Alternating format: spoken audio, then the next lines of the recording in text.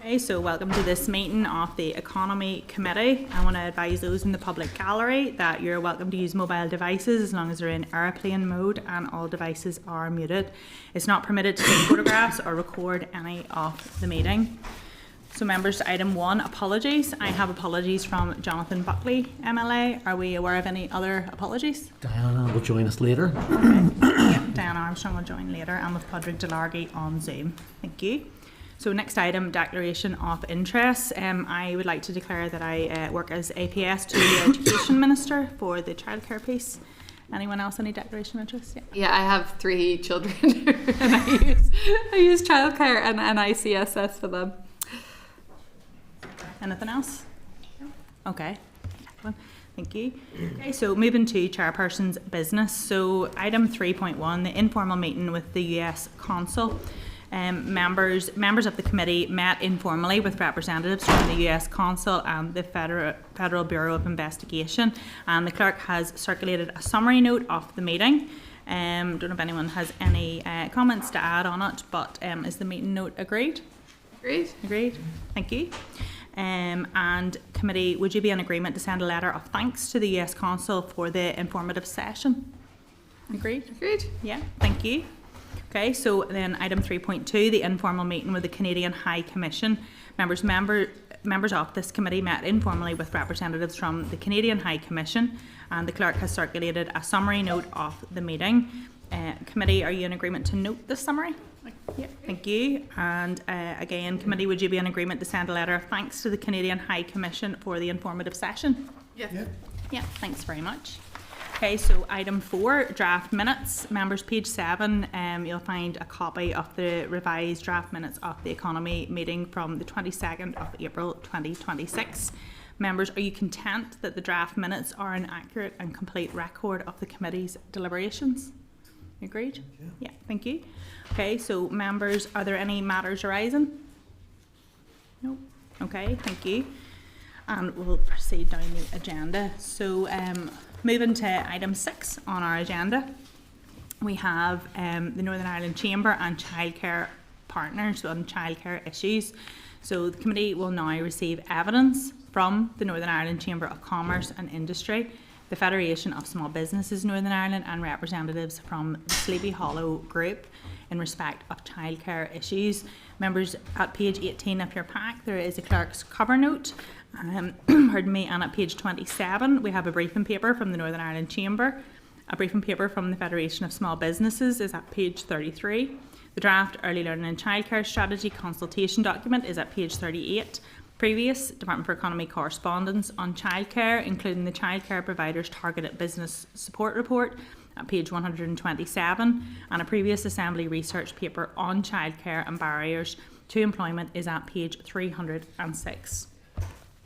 So at this point I want to welcome to the committee Stuart Anderson, the Director of Public Affairs and International Relations, the Northern Ireland Chamber of Commerce and Industry, Nikolai, apologies, Director of Operations Sleepy Hollow, and Diane, CEO Sleepy Hollow, and also Lorna Muldoon, Policy Advisor FSB Northern Ireland. So I just want to invite the witnesses, apologies for my pronunciation, invite the witnesses to provide us with an open and oral statement, and then committee would be keen to ask some questions on the back of that. Thank you. Thank you very much, Chair, and we'll get to the name pronunciation in a moment. Listen, thank you very much for the kind invitation to talk on this issue. Look, I think it's an issue that rose to the fore in this Assembly through the excellent work of the all-party working group that was established, where we could begin to see some consensus forming amongst parties, but also an understanding of both the sector and also what it meant for the labour market in particular, which is where our interests, both NI Chambers and FSBs, would stem from. And obviously the consultation took place just within the past number of weeks, which you've got in front of you in terms of our respective responses.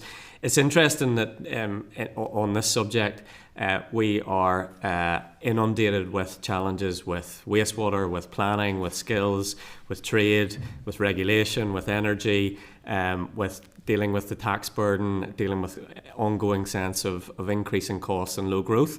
And this issue continues to find its way onto the agenda for, I guess, both of our organisations for a number of reasons. And I think it's particularly instructive when you look, whenever we went out to our members to discuss the issue of good jobs, and the economy minister, the previous economy minister, when he set out the economic vision, he talked about what was the defining characteristics of good jobs. And so we went out to our members and asked them, look, here's the list of 5 or 6 things that the minister has said are relevant for you whenever it comes to thinking about the concept of good jobs. And at the top of what they considered most important was the issue of career advice within that list. But childcare featured really heavily as well. So it was within the top 5, and 71%, I think it was, of our members said that they considered affordable childcare to be essential or very important around the concept of good jobs. And you set that against the views on things like access to, or increased access to trade unions, where our members' views were around 11-12%. So that just maybe sets the context for the value of this and what we wanted to talk about today.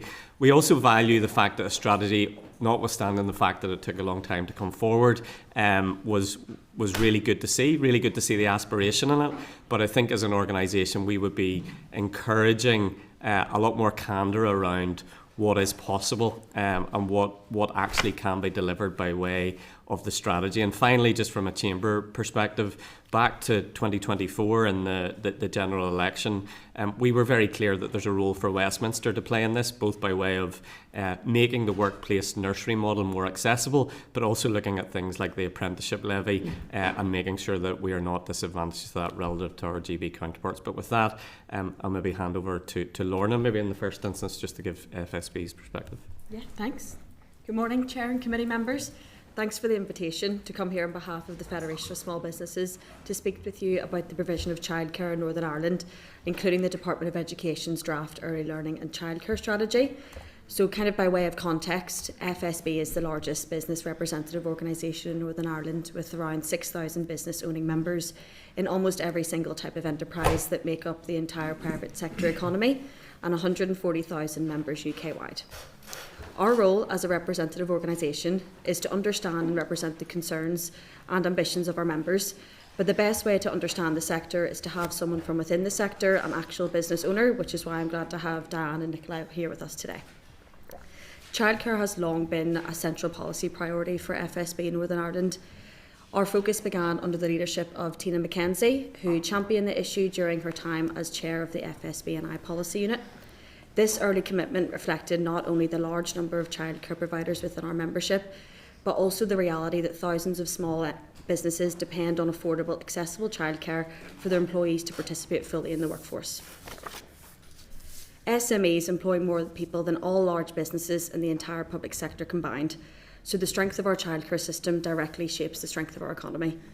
When childcare is unaffordable or inaccessible, the consequences include reduced labour market participation, lost productivity, and recruitment and retention challenges for employers. These pressures fall disproportionately on women, but the economic impact is felt across the whole labour market, which is why FSB has long argued that affordable, accessible childcare is essential economic infrastructure and must be prioritised as such. The draft early learning and childcare strategy is a welcome and long overdue move towards a long-term plan to deliver more affordable, accessible and high-quality early learning and childcare.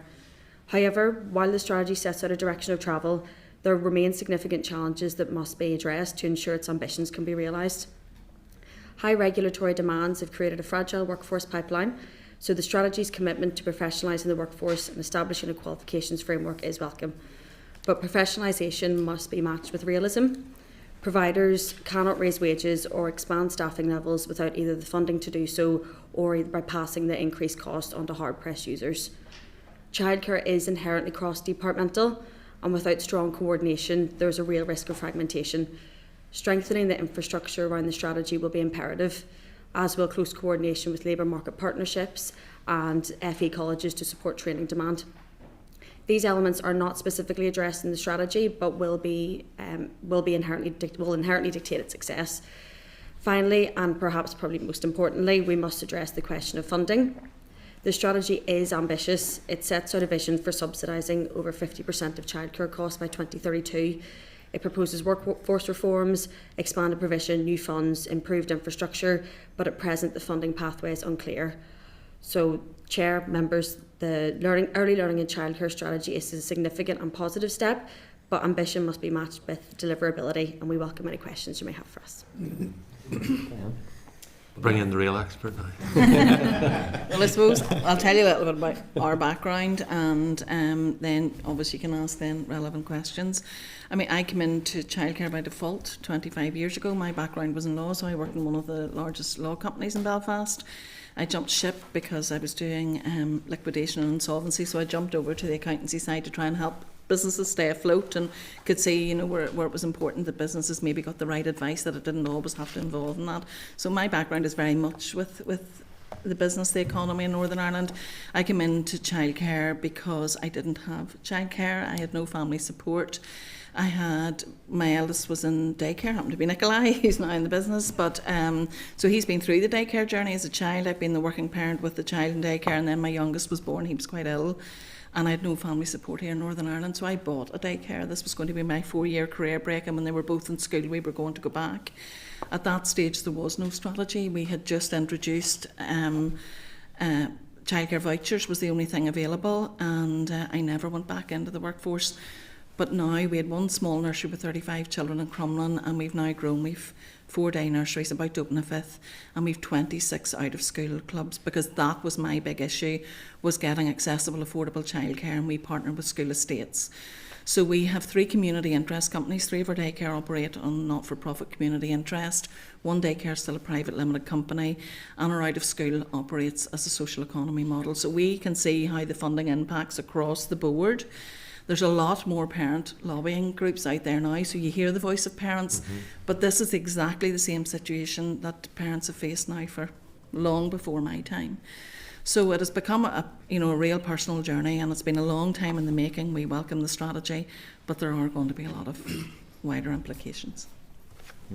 Yeah, so I would kind of echo what's been said by Dan, Stuart and Lorna. I'll come at it more so from maybe a staffing element, because we're coming here as childcare, but we are also an SME, so we do feel a lot of those kind of those stresses that have kind of been put on SMEs, like specifically when it comes to kind of our staffing team. We have nearly 200 employees at the minute. That will be up to about 220 by the end of this year. So a lot of the support which parents are getting for the cost of childcare are really just kind of papering cracks for the increase of costs in childcare, because about 80% of our costs are directly to do with our staffing. Unfortunately, or fortunately, depending on how you look at it, where we talk about affordable childcare, we need to talk about quality affordable childcare.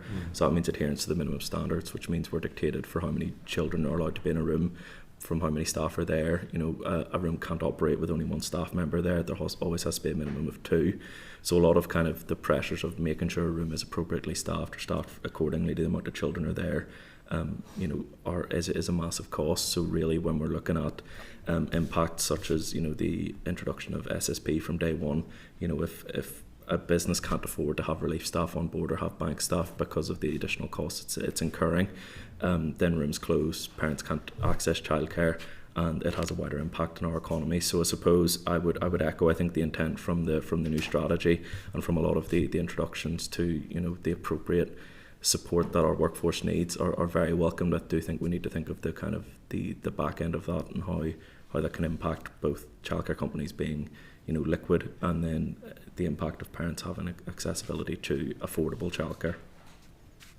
Thank you very much, sir. If you're content, I'm going to open up to questions. Kate. Yeah, thank you so much, Chair, and thank you so much for being here today. I actually should have said one of my oldest attended one of your after schools clubs, so I can speak for the high quality childcare you provide. We know childcare is crucial social and economic infrastructure, and I'd like to talk a bit more about your members' experience. But first, you talked about the staffing problems. Can you talk about how that's changed over the past number of years and your experience? Because I think so often we don't understand just how difficult that is with the ratios, with the skills pipeline. What are the key challenges you're finding in terms of keeping the staffing up? So, I mean, we're obviously not alone. There's a lot of turnover of staff in kind of every sector. You know, we're definitely childcare isn't kind of, you know, it's not immune to that either. We're bound to have a certain amount of qualified staff in each room. So we have a minimum of 50% qualified staff in every single setting, every single room, which is absolutely fine. The kind of the skills and the apprenticeships model have been brilliant in allowing us to affordably kind of train up our team. Where we're having kind of massive issues, and that's definitely across our entire sector, is the recruitment of staff. So it's slightly differently to if, say, someone came in and was working as a teacher in a primary school. All our staff need to get medicals from their GPs. Now, not looking at the cost of that, the average for our staff to get a medical form signed, it's a 3-page form signed by a GP, is taking about 4 weeks. Now, I've had staff members take over 3 months. And unfortunately, that's just not, it's far too long for someone to be waiting to start a new position. Recently, in the last 2 weeks, I've had a staff member actually retract kind of our offer because they said their GP asked for £80 to be paid before they could even sign the form. So unfortunately, that's a massive barrier to the workforce. You know, so if I am appointing a staff member, it's taking, say, anywhere from 4 weeks onwards to get the medical form. We then obviously do the access NI, which I'm fully behind, and they get vetted by social services. So really, it's about 8 weeks before we can get people started after they've been appointed. So that's one barrier. And, you know, social services, when they're doing their checks, are more than capable of making that decision of whether someone's fit to work with children.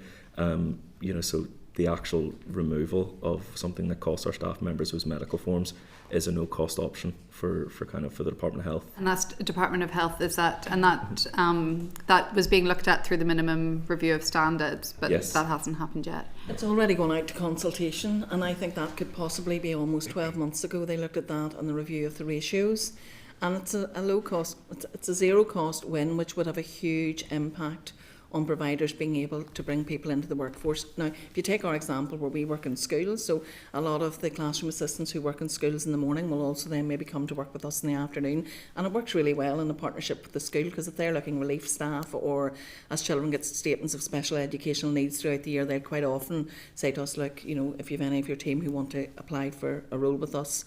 So that should be, and it also enables maybe people who are working seasonal work in schools to have full-time contracts with us.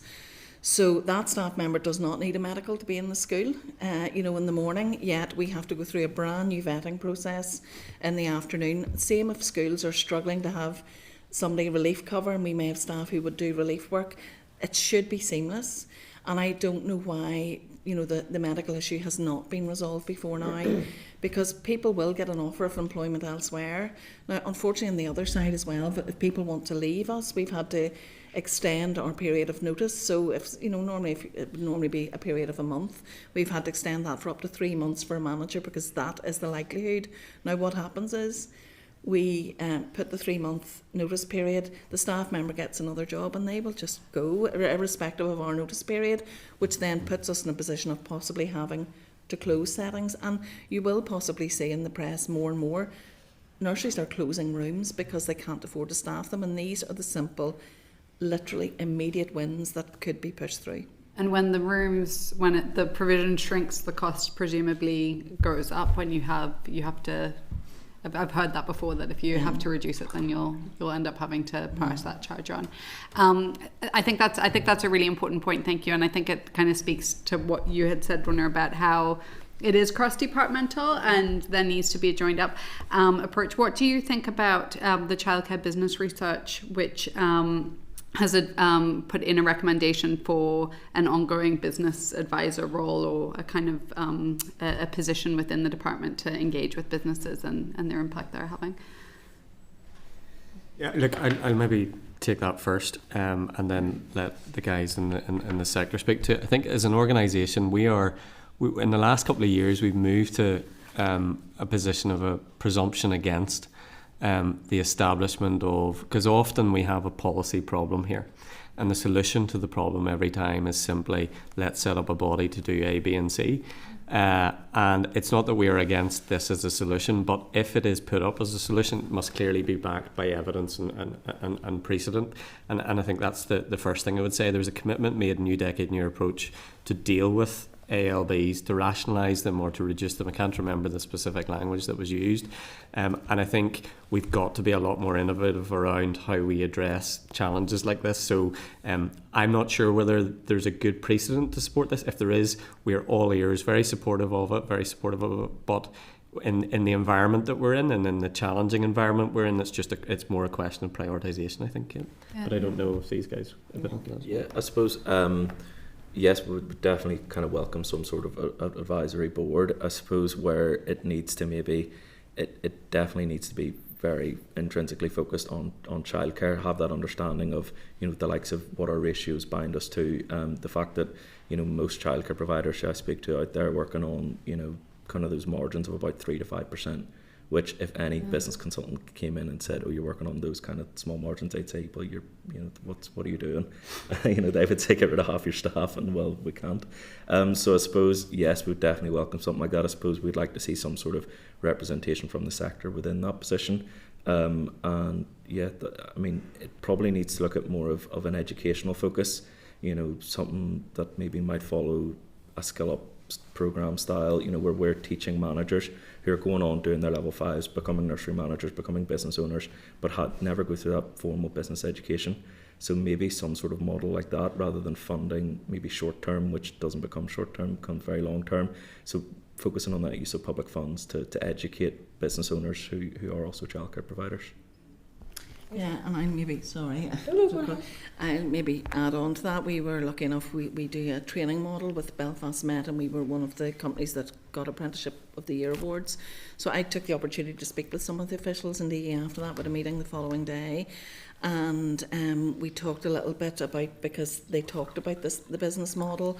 So I used the opportunity maybe to say, look, could we have a follow-up discussion? So I did have a discussion to look at that model, and some of the models that they were looking at, they talked a little bit about the Go Succeed model. Would that work for us as providers? They also talked about the Bright Start model, which I'm not sure if you're aware of that. It's a model that is offered for after schools provision, and the idea behind that model was funding would go to providers. There was business support there.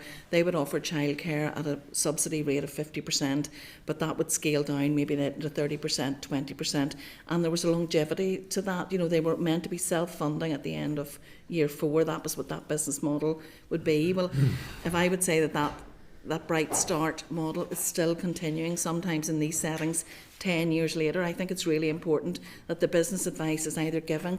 We need to get our pricing structure right.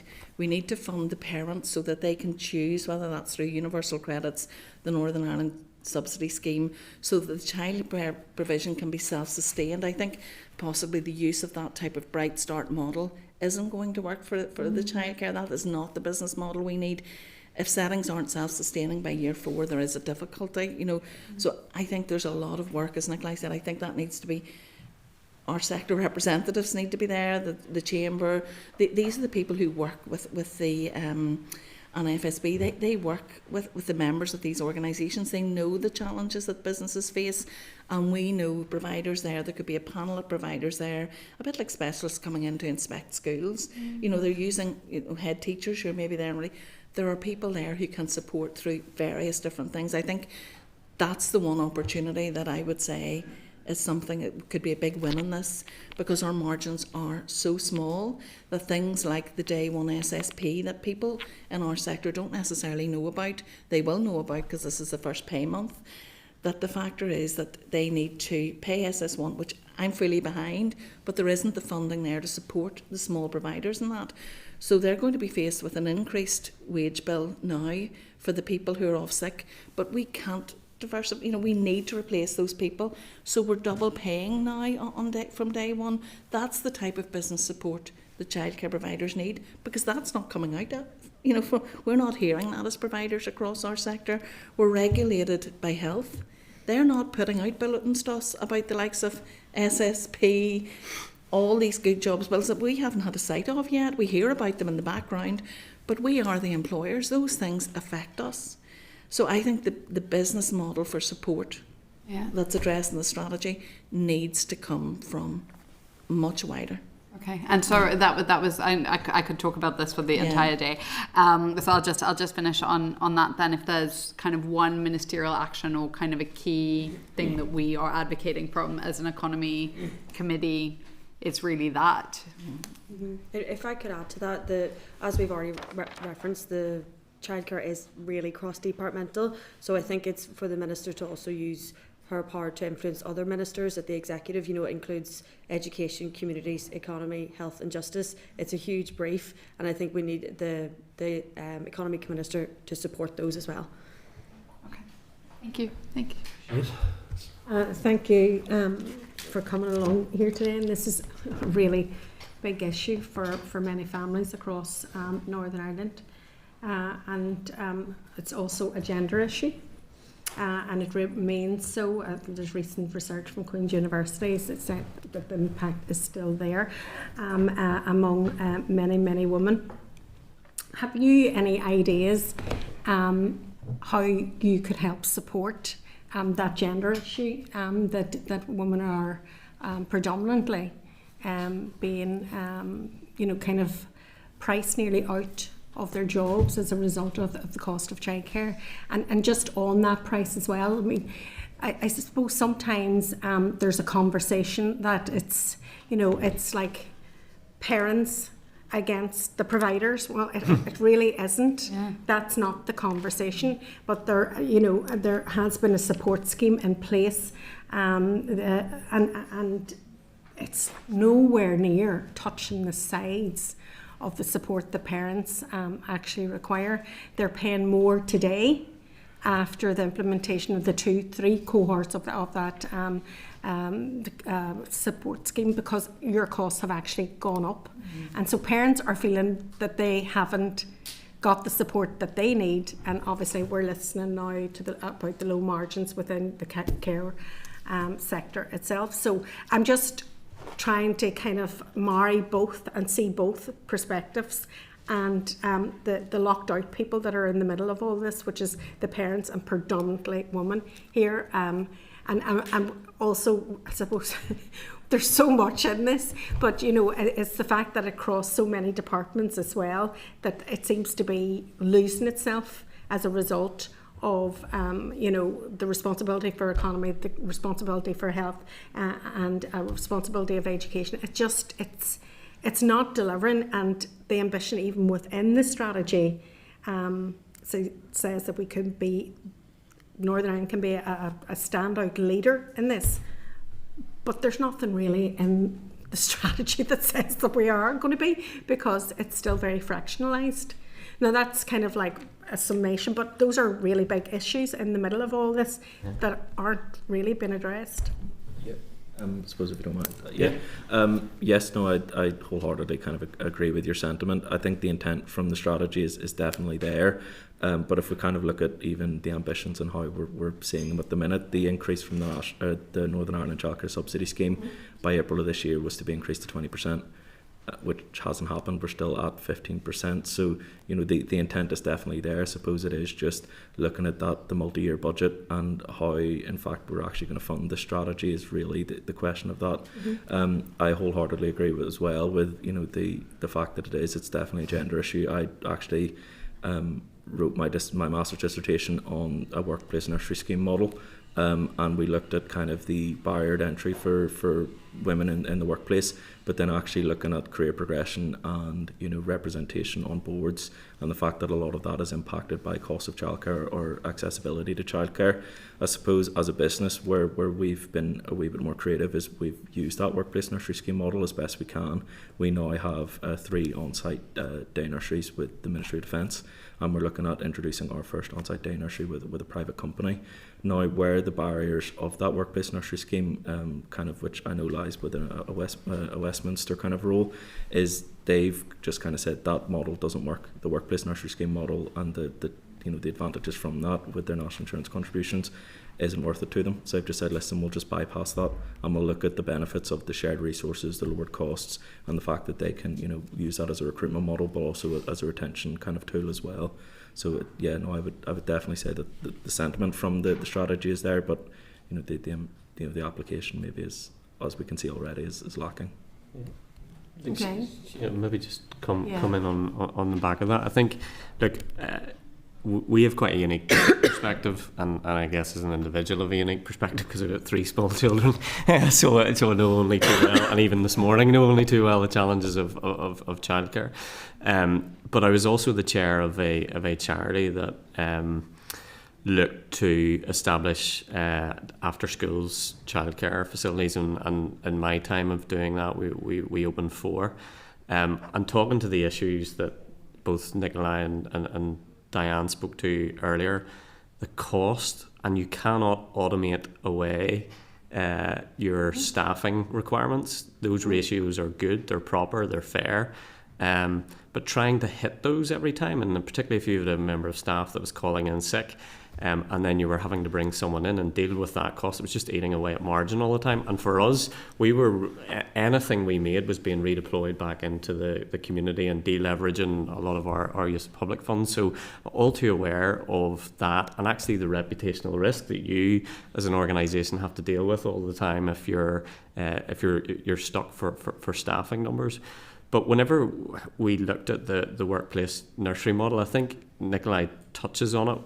We were quite taken by it, particularly during the COVID period, because employers, I think COVID was the one thing that really kind of got employers minded to realise just how challenging it was for a lot of their staff. And the impacts were really clear in terms of labour market participation, particularly for women as well. I think it really stood out. But whenever we started to look at the workplace nursery model as an option, it became really challenging because HMRC are really unclear as to what's required. But if you take the cost challenge that we've had with employees generally, so employers' national insurance last year, I can't tell you the hit that was to all of our employers, almost without exception, and Sleepy Hollow is no different from that. But if you apply the workplace nursery model, you can actually significantly reduce your employer's NICS contributions, and it is potentially a way forward in doing it. But we were just talking about it on the way in, and we know of some members of ours who are looking at it, but they've decided not to go with it, and they've been working with Sleepy Hollow on it as well. They've decided not to go on with it because the risks are too high, the red tape is too significant. So there's definitely scope to do something there, and perhaps it's something, if you look at the childcare problem in Northern Ireland as well, it's uneven. So there are certain areas where it's more pronounced. So I would argue that there's maybe a role for the councils to play in stepping in, and look, we're up for that conversation as well. Yeah.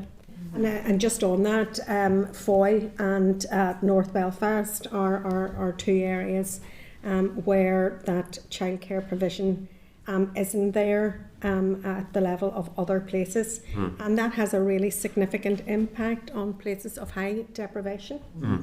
And again, I'm wondering, what kind of partnerships or direction should government take in identifying places where there is a high level a lack of provision, and what kind of relationships should providers, for example, have with FE colleges in order to make sure that we get the appropriate staffing levels and skills into the sector, that you can provide that. So there's a kind of like an overall community and voluntary sector, private sector, perhaps councils, but certainly within academics or academia as well, within the further education, and to make it an attractive place where people want to work. Excuse me, I've got a tickle in my throat. But I think that there's so much more that could be done and targeted to those areas that actually need it the most as well. Because we're talking here about childcare and businesses and all of that, but at the heart of it, this is early education for our next generation. To feel at that level, pushes failure further on up the chain, and then we all have to deal with the consequences of that as well. So I think there's more we could do. Sorry, tickle here. Can I just maybe comment on that? Obviously your issue regarding women and girls is something that's really important to me. As Kate, I'm a member of Belfast Optimists, so we absolutely advocate and promote the rights for women and girls. And it is a gender issue. It's something that since I have come into the sector,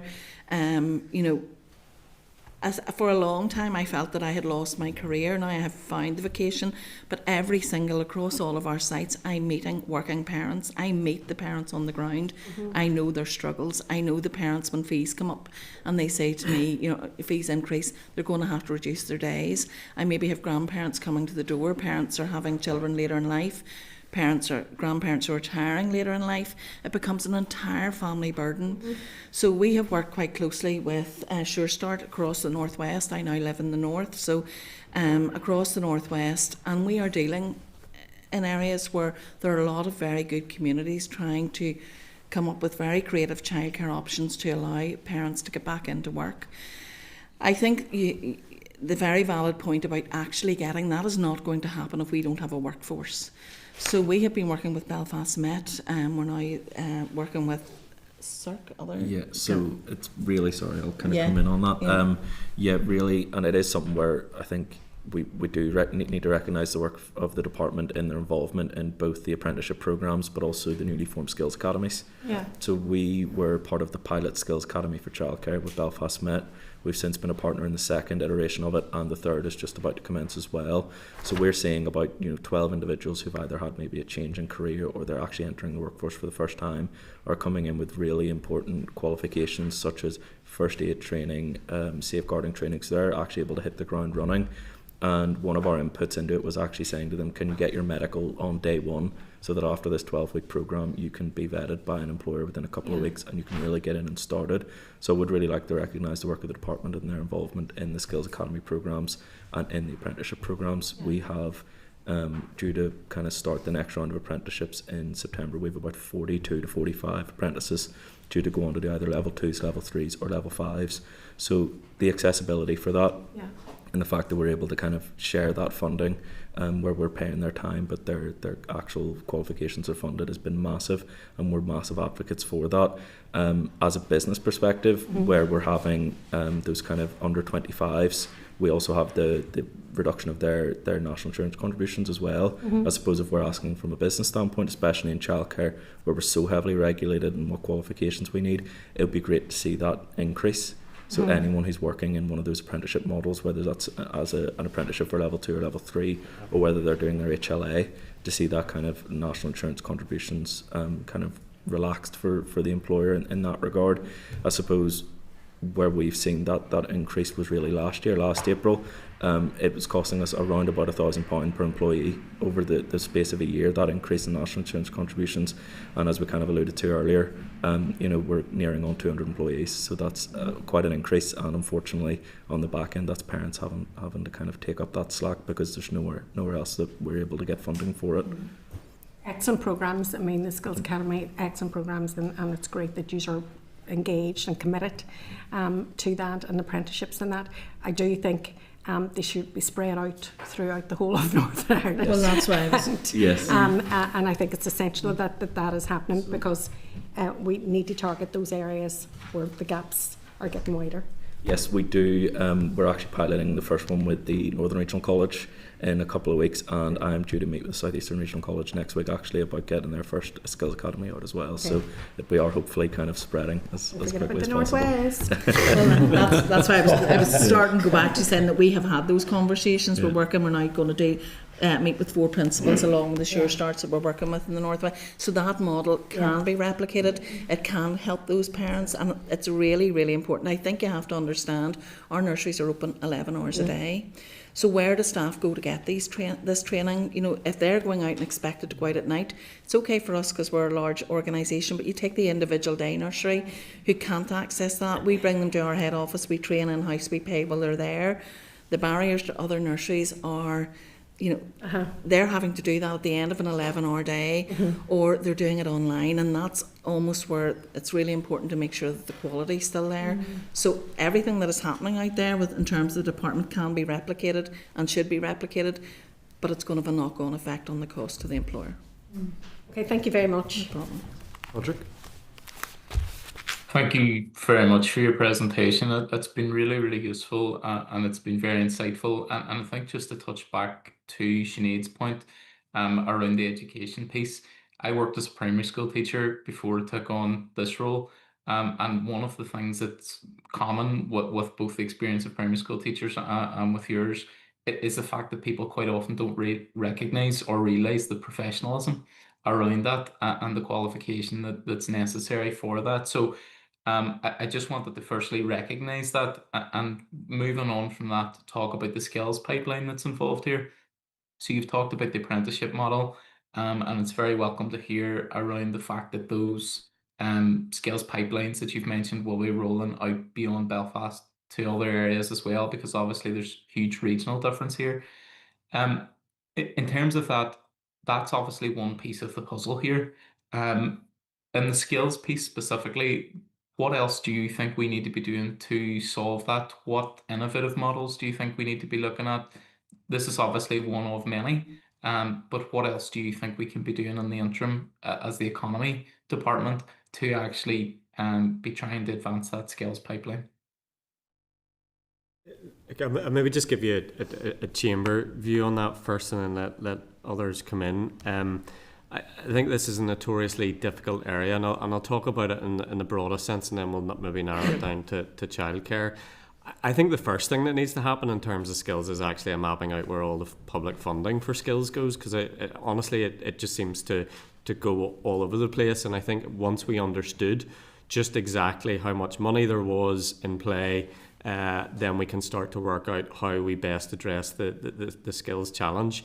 I also think that the Audit Office report from 2024 is really instructive, and I think the recommendations should be followed, and there should be a very clear response in terms of how we address the fragmentation of the skills landscape that we have here. Our view is that there is, and again back to my comment around the presumption against ALBs, and where there are exceptions to that is where the evidence suggests that we should have something. Our members are strongly of the view that we need a workforce development agency here in Northern Ireland. I don't want to be presumptive as to the outcome of this, but we are commissioning a piece of work to look at that, to look at the various models that are in place.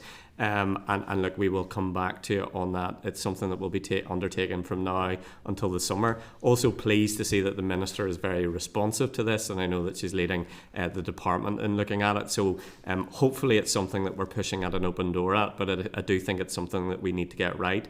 But in terms of labour market participation, even the NISRA data yesterday should be an alarm bell to all of us to realise that we really do need to do something about labour market participation here. Our population will be in decline from 2031. We have a migration system that is not aligned to our regional needs by any stretch. And we have an ageing population. The demographic dividend that we benefited from for so long is coming to an end. So whenever we're looking at labour market participation, and we're talking about dealing with our areas, the area of economic inactivity, I think it's also really interesting that, unlike other parts of the UK and other regions where you've got the people who are out of work because they have caring responsibilities, here it's the most significant contributing factor is because of long-term sickness. Here it's in other places it's caring responsibilities. It's only about 15%, I think, of those who are economically inactive are because they have caring responsibilities. But I don't think that paints a true picture, because it's not telling the picture of those in particular, regrettably, we have to say it, mothers who have had to reduce their working time in order to deal with the childcare challenges. So I think looking at the bigger picture of skills, there's an awful lot that we need to do.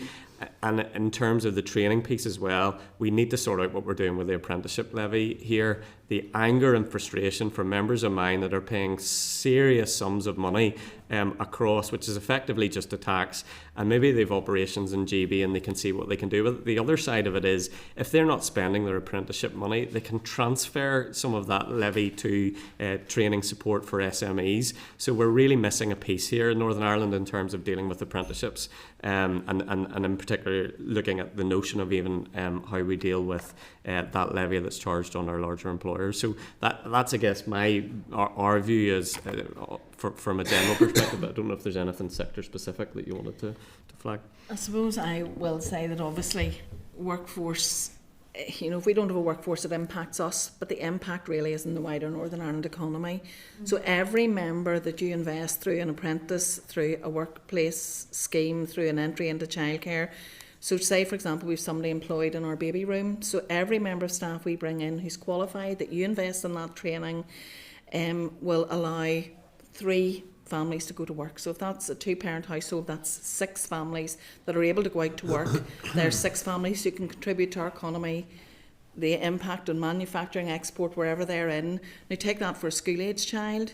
Every member of staff that we are able to employ will allow 10 families to go out to work, up to 20 parents. Look at that ripple-on effect. The company that we're currently working with, who has decided, unfortunately, a very large employer, not to go down the HMRC compliance route, is a large hospitality company, huge in tourism, multi-site hotels. I mean, if those larger employers are saying this is a barrier, there's no hope for anything else. So these are all very important contributors to our economy in Northern Ireland. Every business that's here can be held back because we can't provide the childcare support.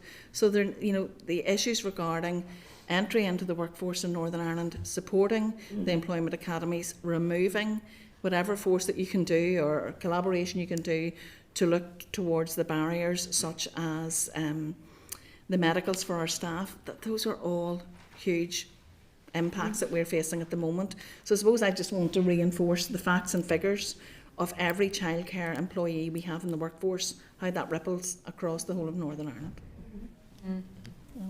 Okay, no, look, that's a great sort of summary and view of it, and I suppose like for me, the Scale Up programme, the all age apprenticeships, all those offer increasing pathways, and as you say, like, it's great to have a minister on post who is so committed to this, both from the point of view of childcare providers, but actually to opening up the wider economy to support families in terms of childcare as well. So I think that's very welcome, and it's good to see the progress that has been made on that. I'm looking forward to hearing more about the academies, because I think it's a great opportunity.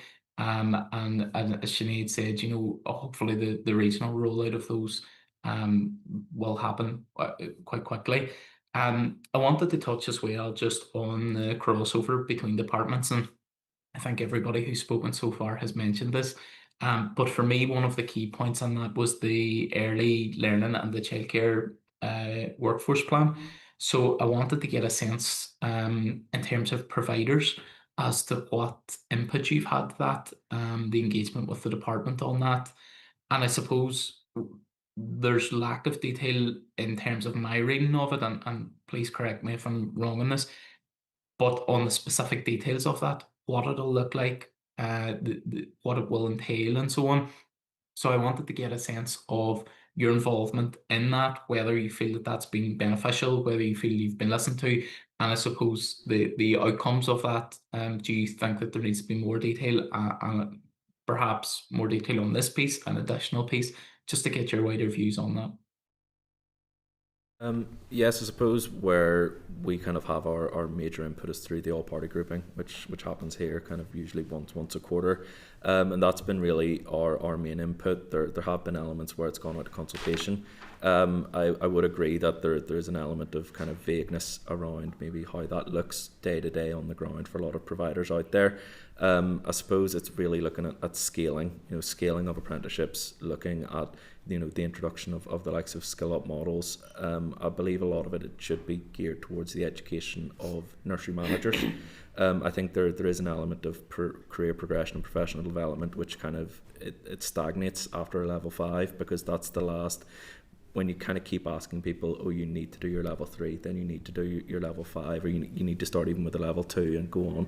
If they're not mandated qualifications which you need to pursue, once you kind of get to the end of those, you're really at the point where you're thinking, right, is there much else which I'm actually seeing a benefit of? And I do think a lot of that, when we look at practical, educational pieces, we've looked at the likes of skills academies, which are more focused towards management, which are maybe, detailed in how do we look at, business solvency, how do we look at business strategy, where do we see childcare providers in 10 years' time, how do we look at creative kind of solutions to a lot of problems, such as how do maybe single site day nurseries, who would welcome, of course, definitely welcome the increased funding in the 22.5 hours which have been put in place, but how do they practically look at actually having children in the building for 2.5 less hours a day, whereas they still are leasing that building for 11 hours a day, they're still staffing it for 11 hours a day?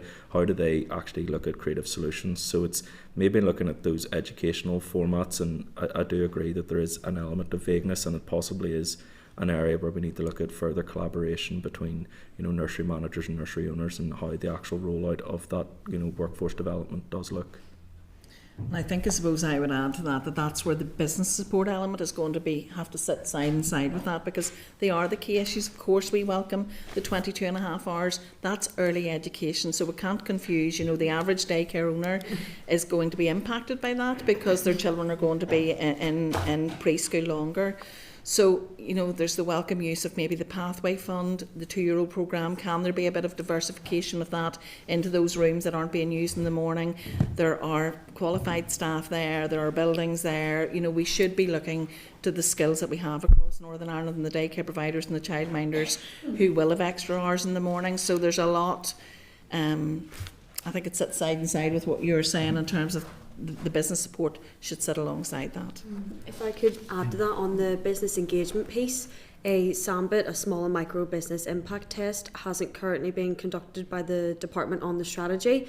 I know that they are going to be potentially look at it when they get to the development and implementation stage, but I think I would just reiterate the point that would be really important, given that a lot of childcare providers are small businesses, and it would really help to identify the unintended consequences of the strategy and support the refinement of its implementation.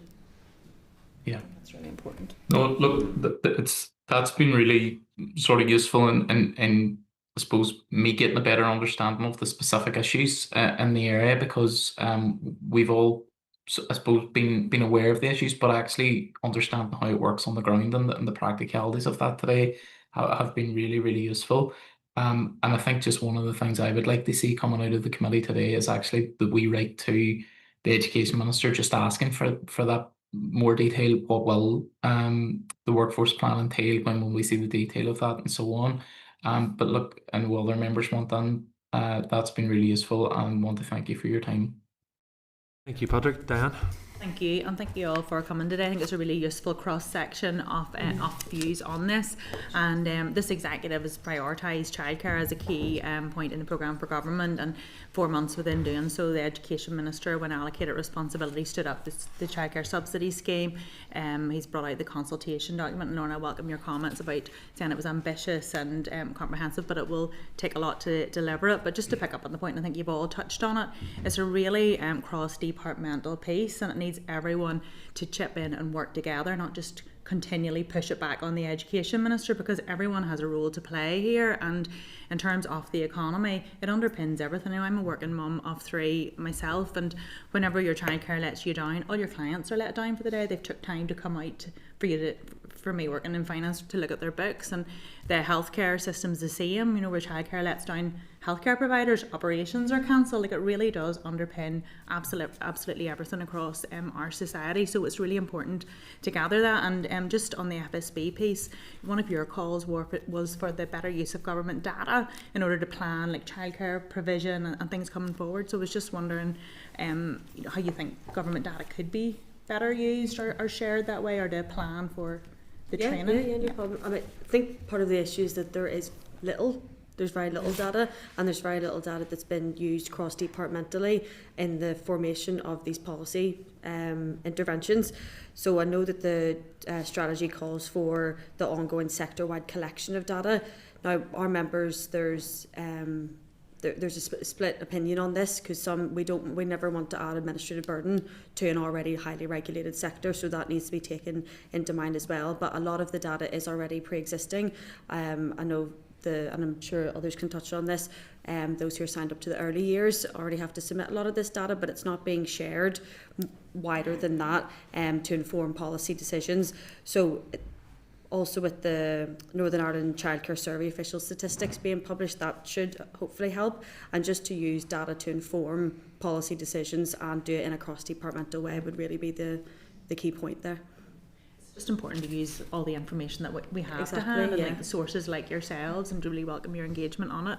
I wanted to touch on the point that you guys had raised around basically the access to GPs, and I used to previously sat on the Public Accounts Committee, and that was a big thing, just general access to GPs. But in terms of access to GPs to be able to sign off on your staff and members, I wanted to ask as well, I had got feedback previously about whenever people were at the colleges and having to do their placements, is that the same process as well? Because I'd got a few people in touch with me that they couldn't get this clearance from the GP, so they actually couldn't then do their placements in providers, and then they had to do their placements in schools. So then whenever they did their placements in schools, it kind of shape their career direction that way. So is it the same when it comes to actual school or the college placements? That is, I suppose, maybe the example I was trying to use earlier, where we have classroom assistants who maybe could come and work for us and vice versa. So they're not asked for medicals to work in schools. In fact, very few. The only other sector I know of are social workers. So it's just ironic, our staff self-declare. So they self-declare if they've any ailments. It's our responsibility as employers to do our due diligence. The most important aspect to me is obviously their Access NI, their self-declaration, and picking up 2 good references. Social services have it within their power to look into people's medical records when they're doing the clearance process. So I think it's also a burden on the GP. At what point does it become almost a human rights issue, where we're delving into employees' information that we as employers, I can't keep those Access NI records once I've seen them. We're an umbrella organisation ourselves for Access NI. I can only see that it's clear. I can't see anything. If there's something on somebody's Access NI, that goes to social services. So why should I have the right as an employer to see somebody's medical information, which maybe has zero impact on that person actually taking up employment with us? So I think it's a much deeper issue, but I can't begin to tell you how big a barrier that is to us as employers. And I've given the statistics before, the up to 20 families being able to go out of work because we can't employ that one person or 20 parents. So it's a huge issue, and it is something that has already been consulted on. The survey has been done. So if we talk about cross-departmental, that is something that I think could be fixed pretty soon if it was just taken on as an issue. Yeah, it seems like such a simple thing, but would have such a huge impact. Thank you very much. And then just the final one I wanted to touch on, I can't remember who had mentioned it, but it was just that the workplace nursery model. I was just wondering around that, have you got any examples of that working well, being transferable, or would it be more the very large employers that would be involved in that? Like, I represent quite a rural community. We've got 1 or 2 big employers, but it's a lot of small employers. But I know that whenever there's a workplace model and there's even a bus going to schools and things like that, just makes such a difference to how that operates in the community. I just wondered if you had any examples that you could share. Yeah, there's a number of good examples, and I'm sure the guys can share specifically to their own examples as well. There's one in Westminster. Queen's University have one as well. We were quite keen as well, as part of, because we understood that childcare was of importance to every member of the executive. That we look to maybe even pilot how it works well for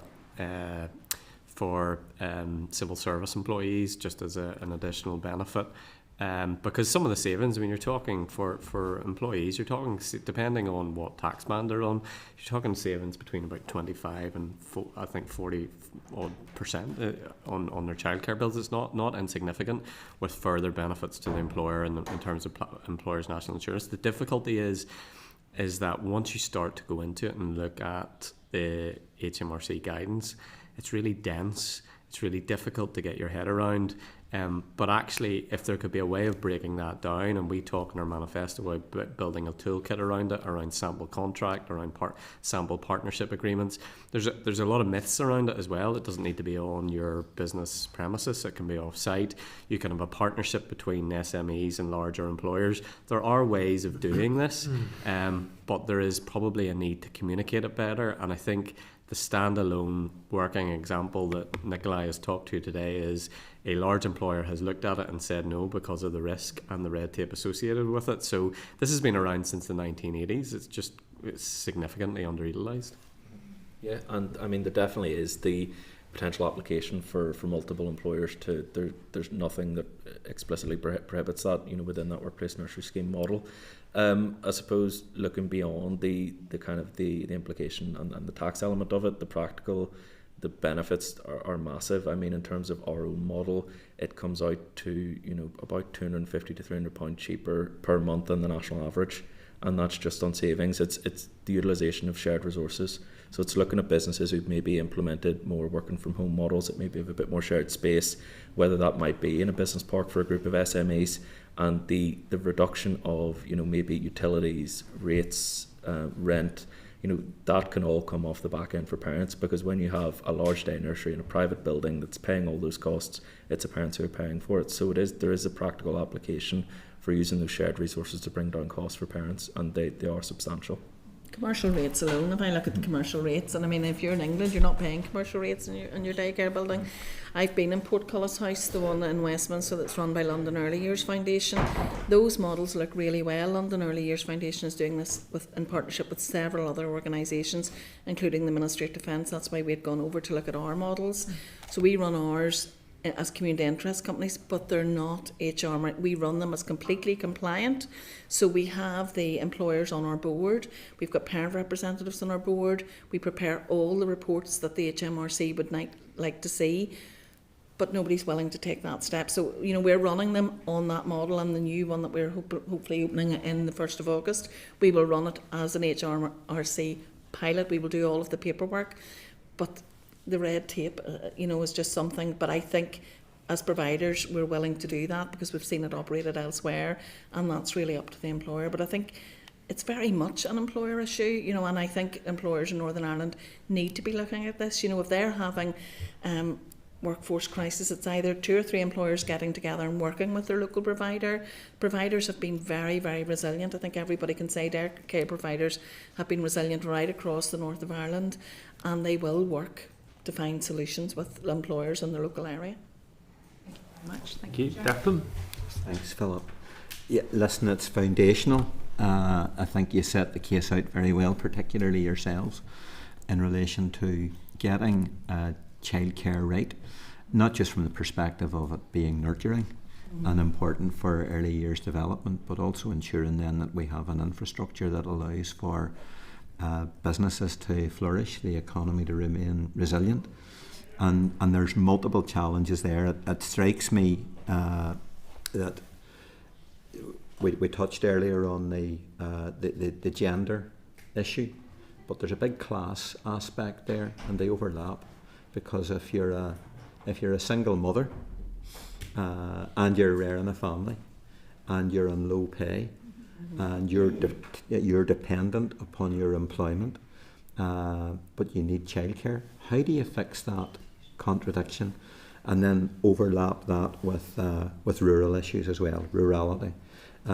where I'm not saying that it's easier if you're living in a built-up area or an urban area, but the challenges are much more extreme if you're living in an isolated rural area as well.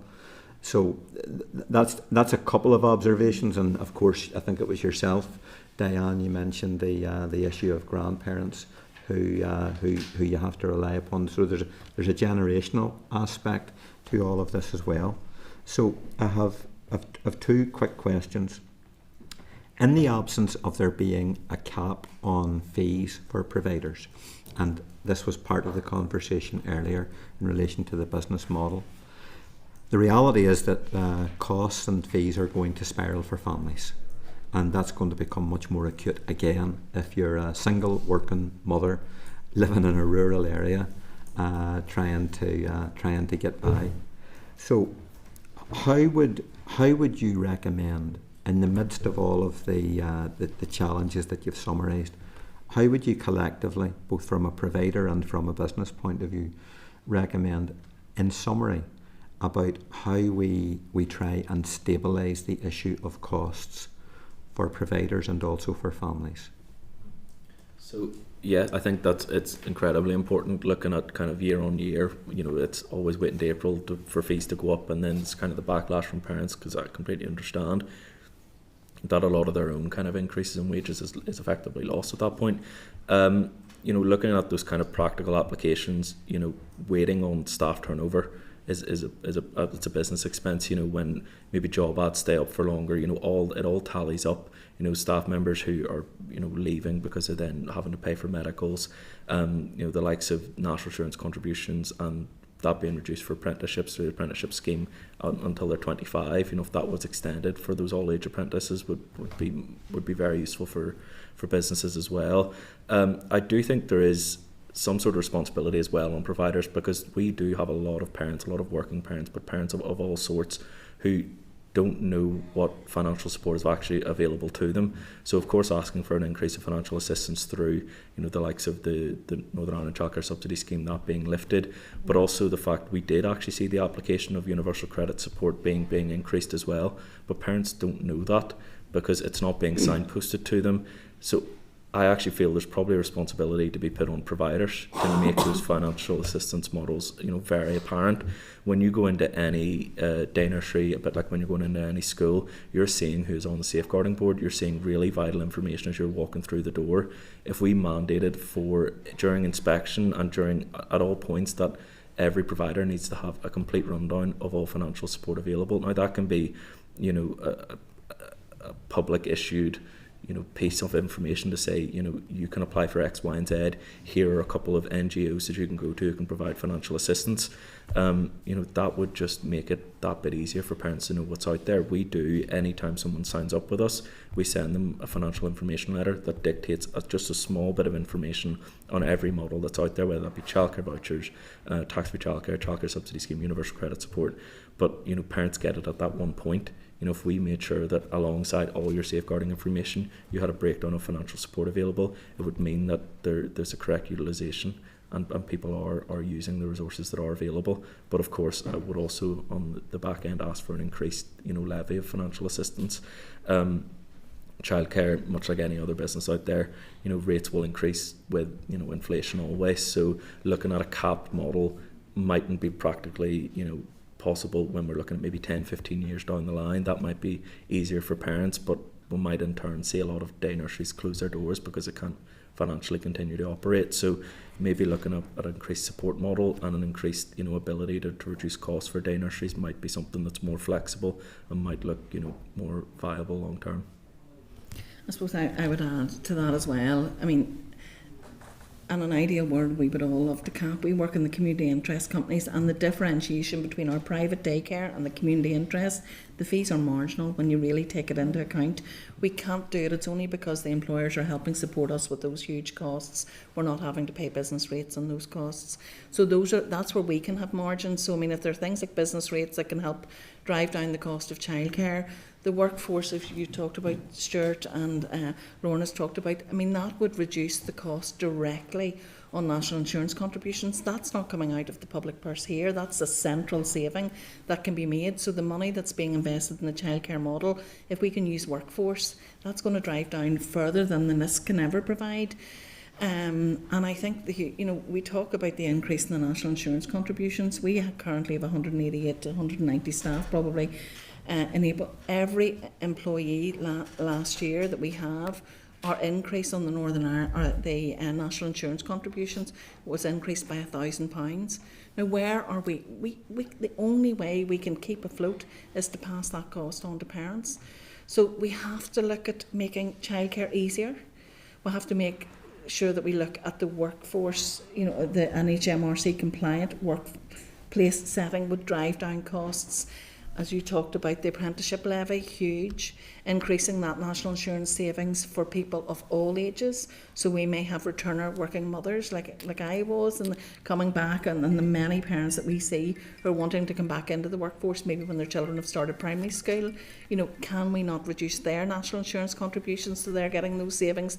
There are lots of very efficient ways that we can look in that, but really the cost of to provide childcare has never been more expensive, and the only way we can currently do that is passing that on to stay afloat to meet our wage bills. Yeah, I think you'll agree with me. There's nothing better than having it directly from providers themselves in terms of the day-to-day challenges.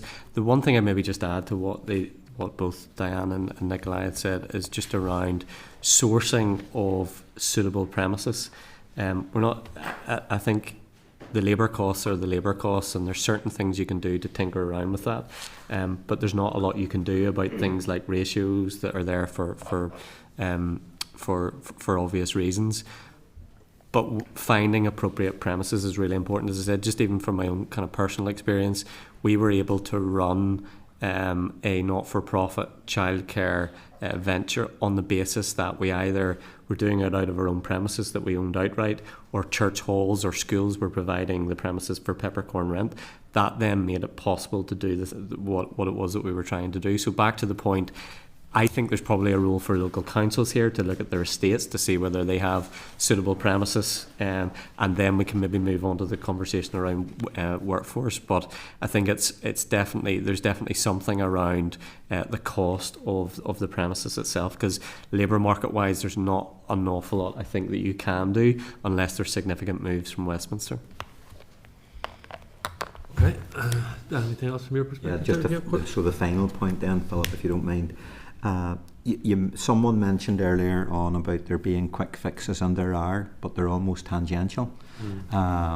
So how do you assess the nature of the cross-departmental engagement that's required to ensure that businesses are sustainable, but we suppress the costs to parents, and we also deal with those HMRC pinch points? So clearly I thought you were very candid in your point there about making sure that parents know about the type of supports that are available to them. There's a DFC intervention that could be made. Simply identify the various benefit supports that could be made available to parents. It can be put in one page. But there's the broader strategic issue then of HMRC. So across the board, how do you assess the nature of the cross-departmental engagement, the degree to which that is happening? And what kind of way have yourselves collectively discussed taking that conversation forward? Because it's economy, it's education, it's health. There's a role for finance in here, and of course communities as well, and local councils. Yeah, huge question, and you could almost apply it to anything, Declan, in terms of, what planning cuts across DAERA, cuts across DFI, cuts across yourself.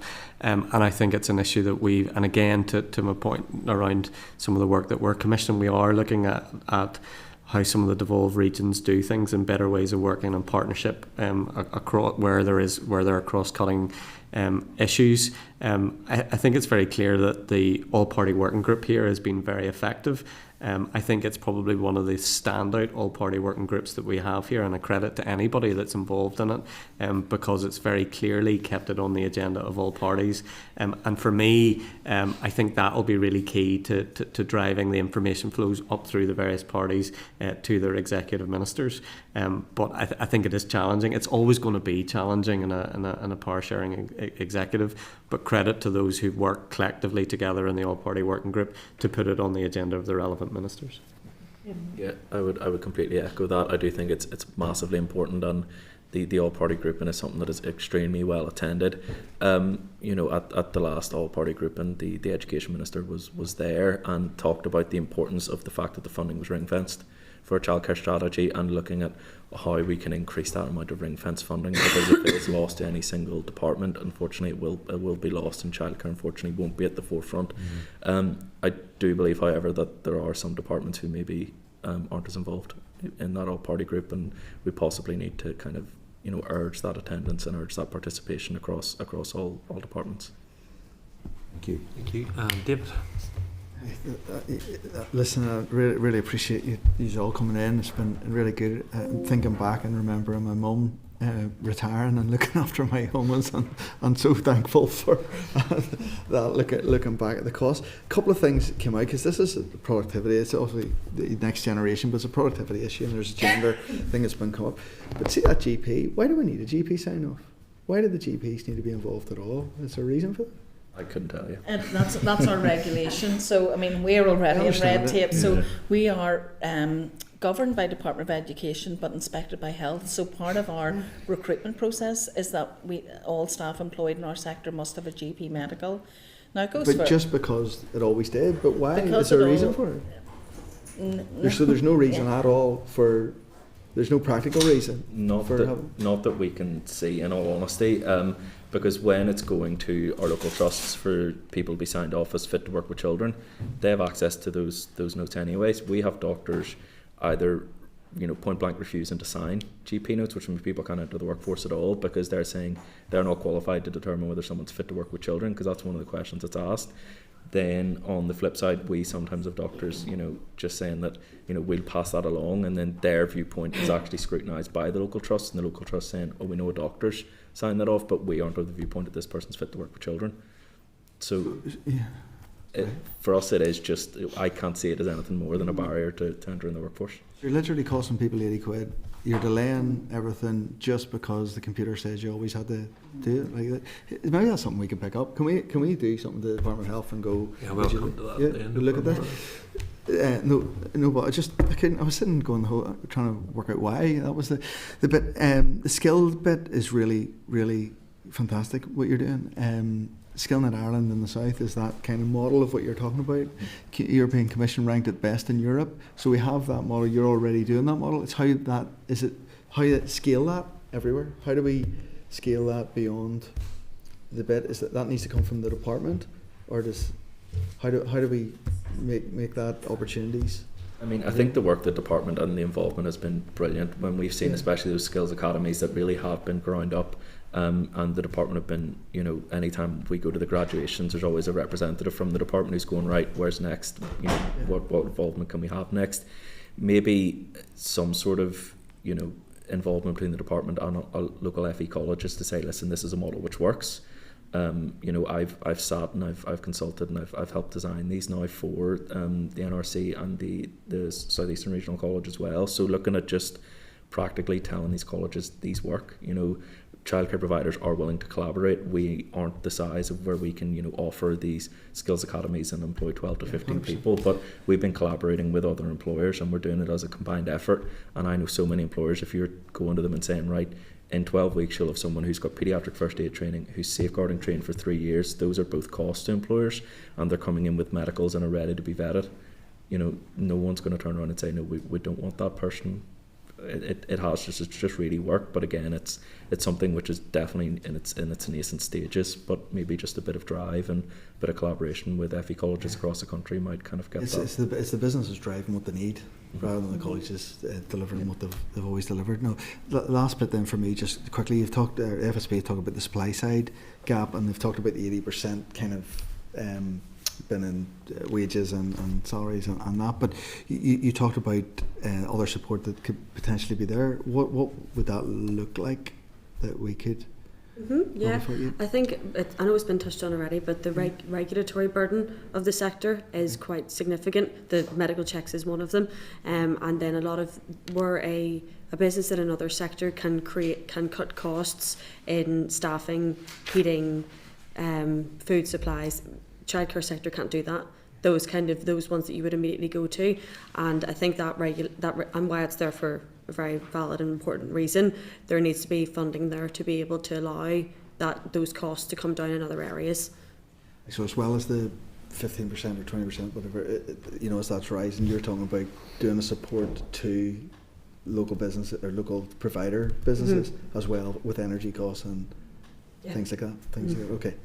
Brilliant. Listen, thank you very much. No bother. Okay, and apologies firstly for me being late to this session, but can I thank you for giving your expertise on this. So you've rightly articulated and highlighted policies which we can take forward, which will support the sector, but it's also equally important that we don't take forward policies which will damage the sector. So Diane, earlier you had referenced the proposed employment rights bill and your lack of awareness or being informed about the proposals. So you employ, did you say 190? Well, 190, I'm sure it's probably going to be 200 with the payroll tomorrow, but yeah, between 190 and 200, because when we can bring people in through the academies.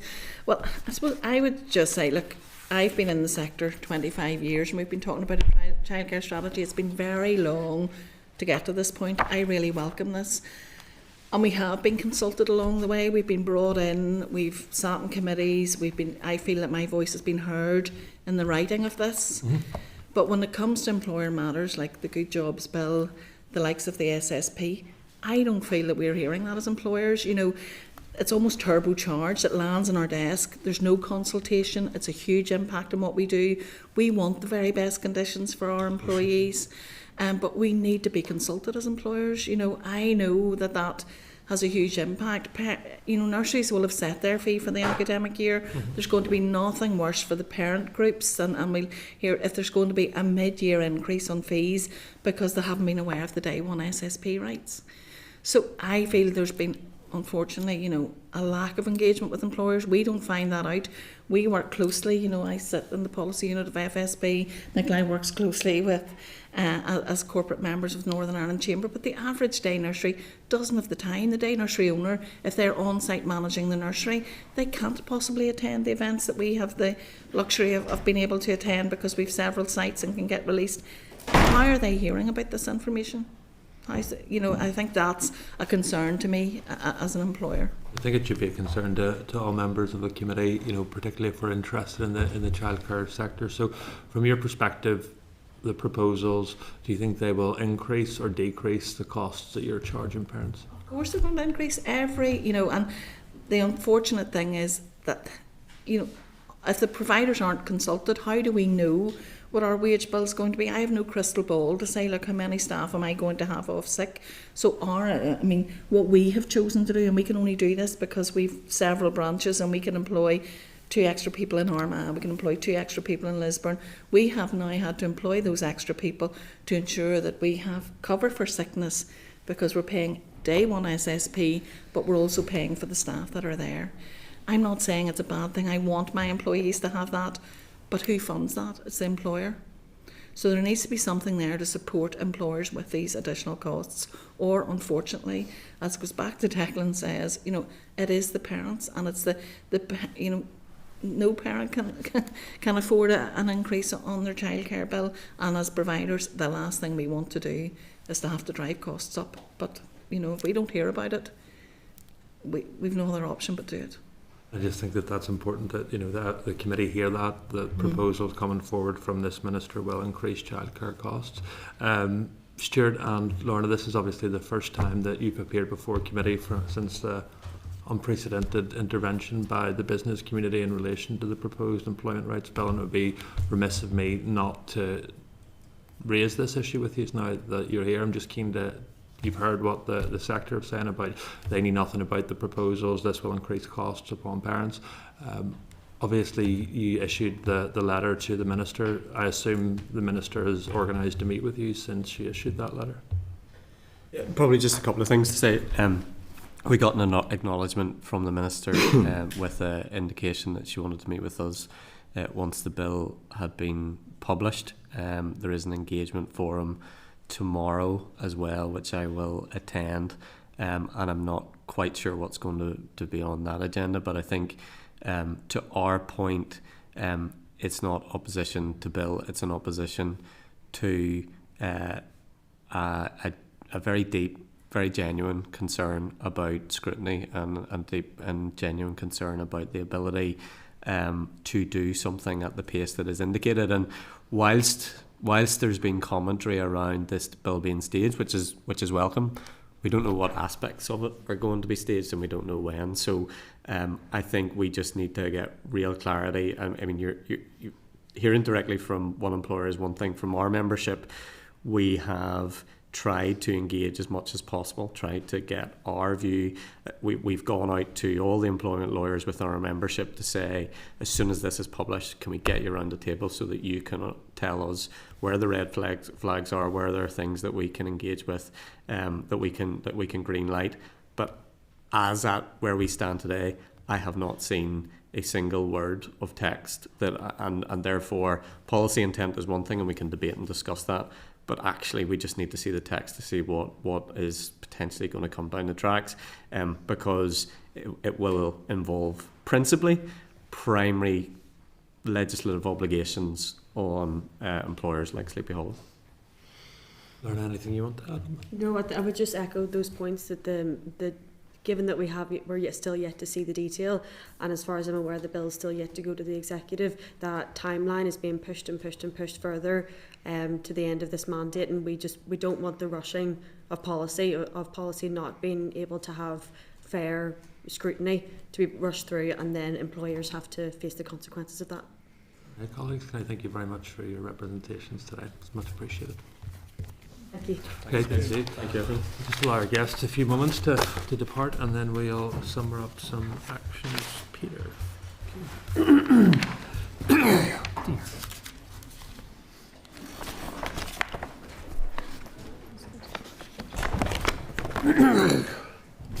Thank you so much. Okay, Peter. So members, there's a couple of actions here. This is the bit where I say what I think you might want to do, and then you then tell me, no, you want to do something different.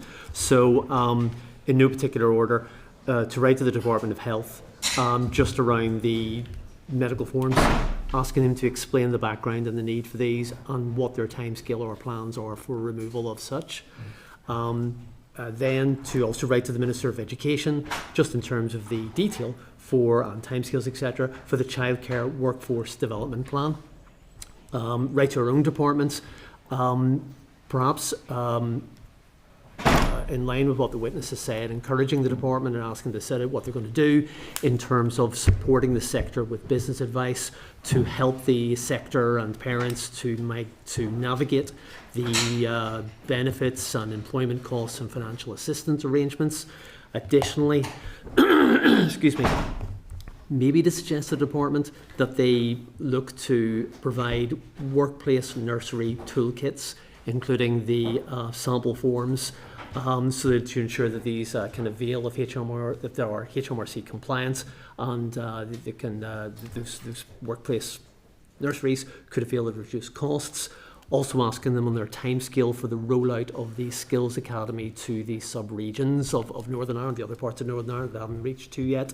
Additionally then to write to the Chamber themselves and just ask them to update us on their Workforce Development Agency research, which they mentioned, and I think they want to come back on.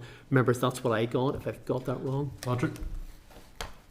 Yeah, no, my points been covered there, Peter. I'm wondering, is it pragmatic for us as a committee, given that a few people have mentioned the regional variants here as well. One of the models that had been mentioned there was around Sure Start, and particularly how Sure Start are in communities which are often very deprived communities. So I think on the back of this committee hearing today, it would be useful to write to Sure Start and actually to get a sense of whether or not there are any actions which potentially we've missed to ensure that their communities, right across the north are impacted as well by this. So I think the actions are clear. I'm content with them, but I wouldn't want that we might have missed out one or two. So I think if we could do that, that would be useful and perhaps augment what we've already done. Thank you, Patrick. Kate? Yeah, thank you. Just the point around the GPs is the review of minimum standards. I've been asking questions since I first became an MLA and was told it was going to be published, and we're still waiting. So I think that's really good. The other point that was mentioned by Lorna was just the SAM bit on the strategy and the impact on small and micro businesses. And the final point I thought was really interesting was about local councils and assessing their estates. I don't know, kind of maybe we just do that as parties with our own councillors, but be interesting to know kind of what work is being done in relation to that. Chairperson, I think we'd write to probably Education. They're in the lead for this, and we could ask them if members are agreed to just what are they doing with local councils. Perfect. If that's agreed. Chairperson.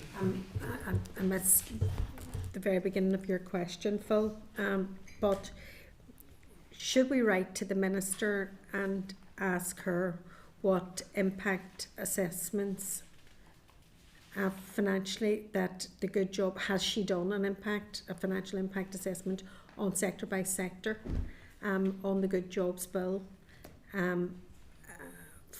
because it's really, really important when you hear just one business saying that will actually have to be passed on to the customer, in this particular instance is the parents. So just, it would be counterintuitive to bring in one piece of legislation to support parents and another piece of legislation that actually counters that. So just the impact, the financial impact and assessment of all of the work that they're doing. Deputy Chair. Yeah, thank you. And listening to the Sleepy Hollow and also the Chamber and FSB on the the feedback as to they're having to sit and wait, even though they've expressed significant concerns around the Employment Rights Bill, that they're having to sit and wait until it's actually published to have that conversation is quite concerning, because this is the opportunity before it's fully drafted and published to take heed of a lot of those concerns. And I support the comments of the chair as to trying to encourage the minister to engage a bit sooner with these sectors that have expressed this concern, and just hearing it right through from Sleepy Hollow about how this is going to really impact childcare right across Northern Ireland is very concerning. Okay, hopefully that's everyone agreed with that. Okay, perfect. We're now going to move on to item number 7, which is draft aviation strategy. We'll now receive evidence from department officials in respect of the department's consultation on aviation policy, and I'll welcome back Kieran, Ian and Stuart to committee and hand over, colleagues. Good morning, Chair, and thank you to the committee for the opportunity to appear before you today to give an update on the department's work to develop a new aviation policy. I'm joined here by colleagues from the aviation branch, Ian, who leads the branch, and Stuart, one of his colleagues who have been leading in aviation over the last couple of years. Aviation connectivity is of strategic importance to Northern Ireland, supporting business, inward investment, tourism and access to services. And I recognise the committee's continuing interest in ensuring the policy is clear, evidence-based and deliverable. As the committee will be aware, the department launched a public consultation on the draft aviation policy on the 27th of March. The consultation will close on the 22nd of May, and we want to use it to test the proposed direction of travel, gather additional evidence and ensure that the final policy reflects the views of stakeholders in the wider public. It's important to say the draft policy has been developed over an extended period, informed by engagement with key stakeholders and with the UK Government Department of Transport. This work has helped to ensure the proposals are practical, evidence-informed and aligned with wider aviation policy developments. The overall aim of the policy is to position aviation as a key enabler of connectivity and wider economic growth. It is important to provide a strategic framework for the future of air connectivity, one that acknowledges aviation as an important part of our economic and transport infrastructure, and one that will support business competitiveness, attract inward investment, and importantly encourage inbound tourism. In practical terms, and recognising our geographic position, the policy will need to focus on how the department can use the levers available to it to support improved connectivity, both domestic and international, and help create the conditions for increased investment and partnership work by airports. These levers are of course set in the context of aviation being a reserved matter. And we need to understand that, as well as the fact that other executive departments have some aviation or aviation-related policy responsibility. And of course that brings in DFI, DERA and DOF. It is within that context that we've developed some ideas or policy propositions that we believe will deliver our overall policy objective of increased connectivity. The consultation document sets out a number of propositions and seeks views and ideas on what further actions within the existing responsibilities we have in the department and constraints that could best support delivery of our goal. The policy positions included in the consultation document reflect a widespread engagement that we have been undertaking with the airports. We have worked closely with the Tourism Partnership Board, which set up a dedicated subgroup chaired by Joe O'Neill from Belfast Harbour and involves senior airport representation and other relevant departments. And the purpose of that was to identify and test the key issues that we think should be addressed in any new policy. And those issues, again in summary, are strengthening domestic and international connectivity through route development, supporting regionally balanced connectivity, developing the case to the UK Government for reforms to air passenger duty and duty free, progressing the aviation decarbonisation in a deliverable and proportionate way while recognising the continued importance of air connectivity for an island region.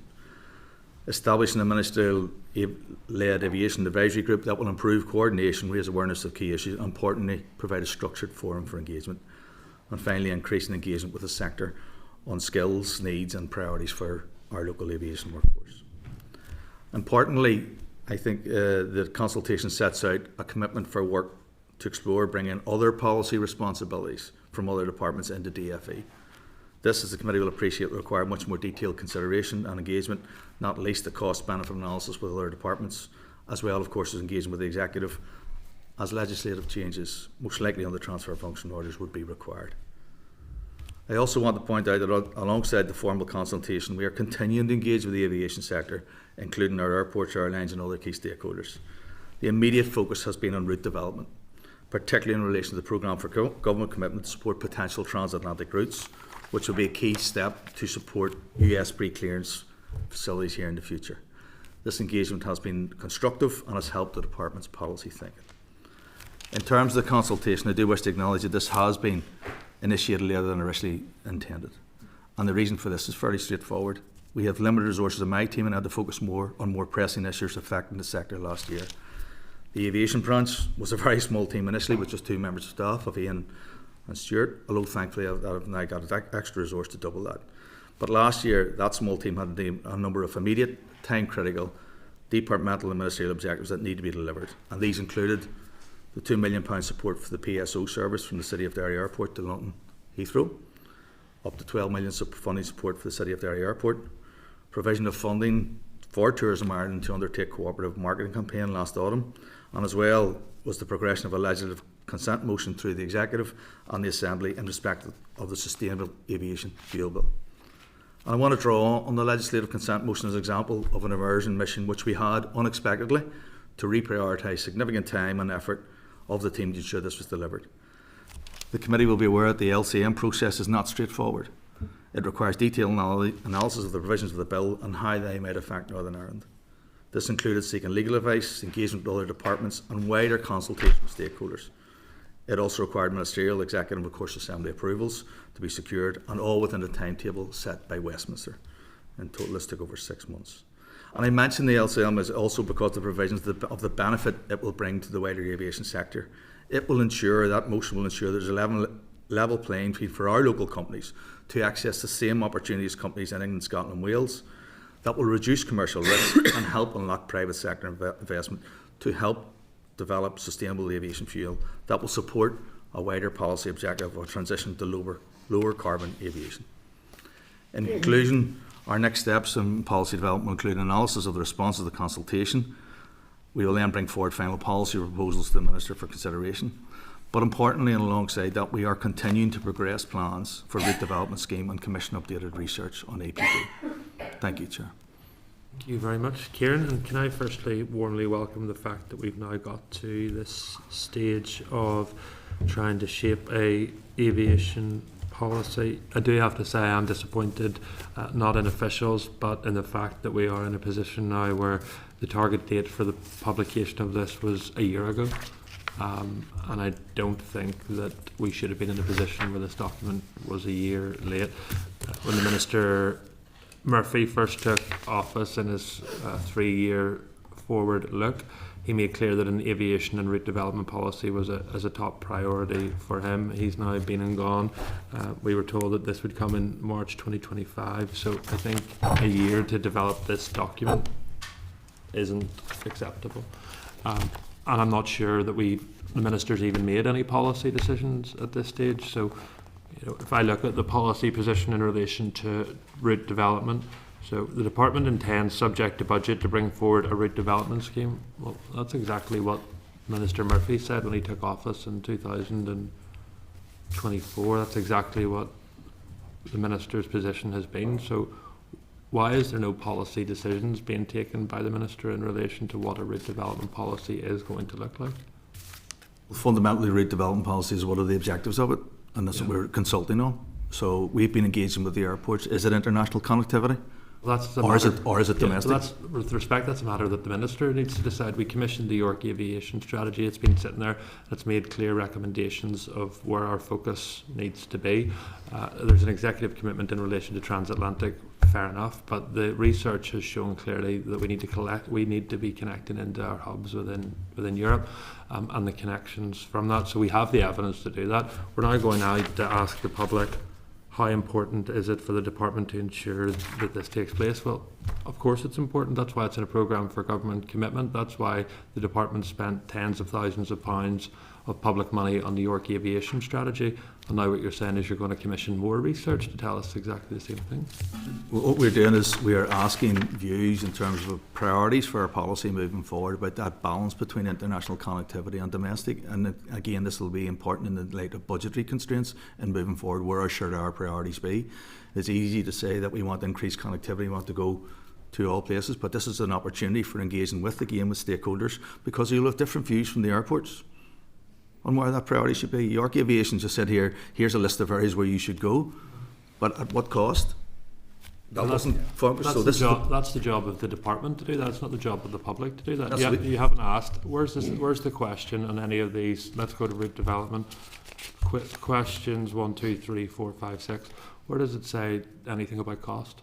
What we want to do is understand where the priority should be. It's about maintaining. There's a drive from some stakeholders about improving our connectivity to existing hubs on existing routes. Others want that international connection moving forward, and this is just a part of the evidence gathering moving forward. So that will help for us to inform a business case to make an investment decision around the cost and scope of that project moving forward. But you're not asking people where the new routes should be. What you're asking them is, what should the focus of a route development policy be? Securing new air routes, securing new routes specifically to North America, maintaining current routes, delivering cooperative marketing campaigns, combination of A and D. So I assume everyone's going to say they want all of this. So, some may and some may not. That's the point of the consultation. To respect here, that's what we're trying to do, is to try and understand and get a better sense of what the stakeholders believe in terms of moving forward from a wider tourism base. In terms of moving forward, that will inform a business case to make the case for funding in a tight budget environment, the cost benefit analysis of route A, B and C, the sustainability, the longevity. Where are the airlines in this? Where do they want to go? Those are the sorts of things. I just, sorry to interrupt. It was something, I commissioned the research and it listed various routes. Yeah. One of my first questions, as we got to know the airports, because before June 24 we had no contact, in that it was airports policy, was not our department.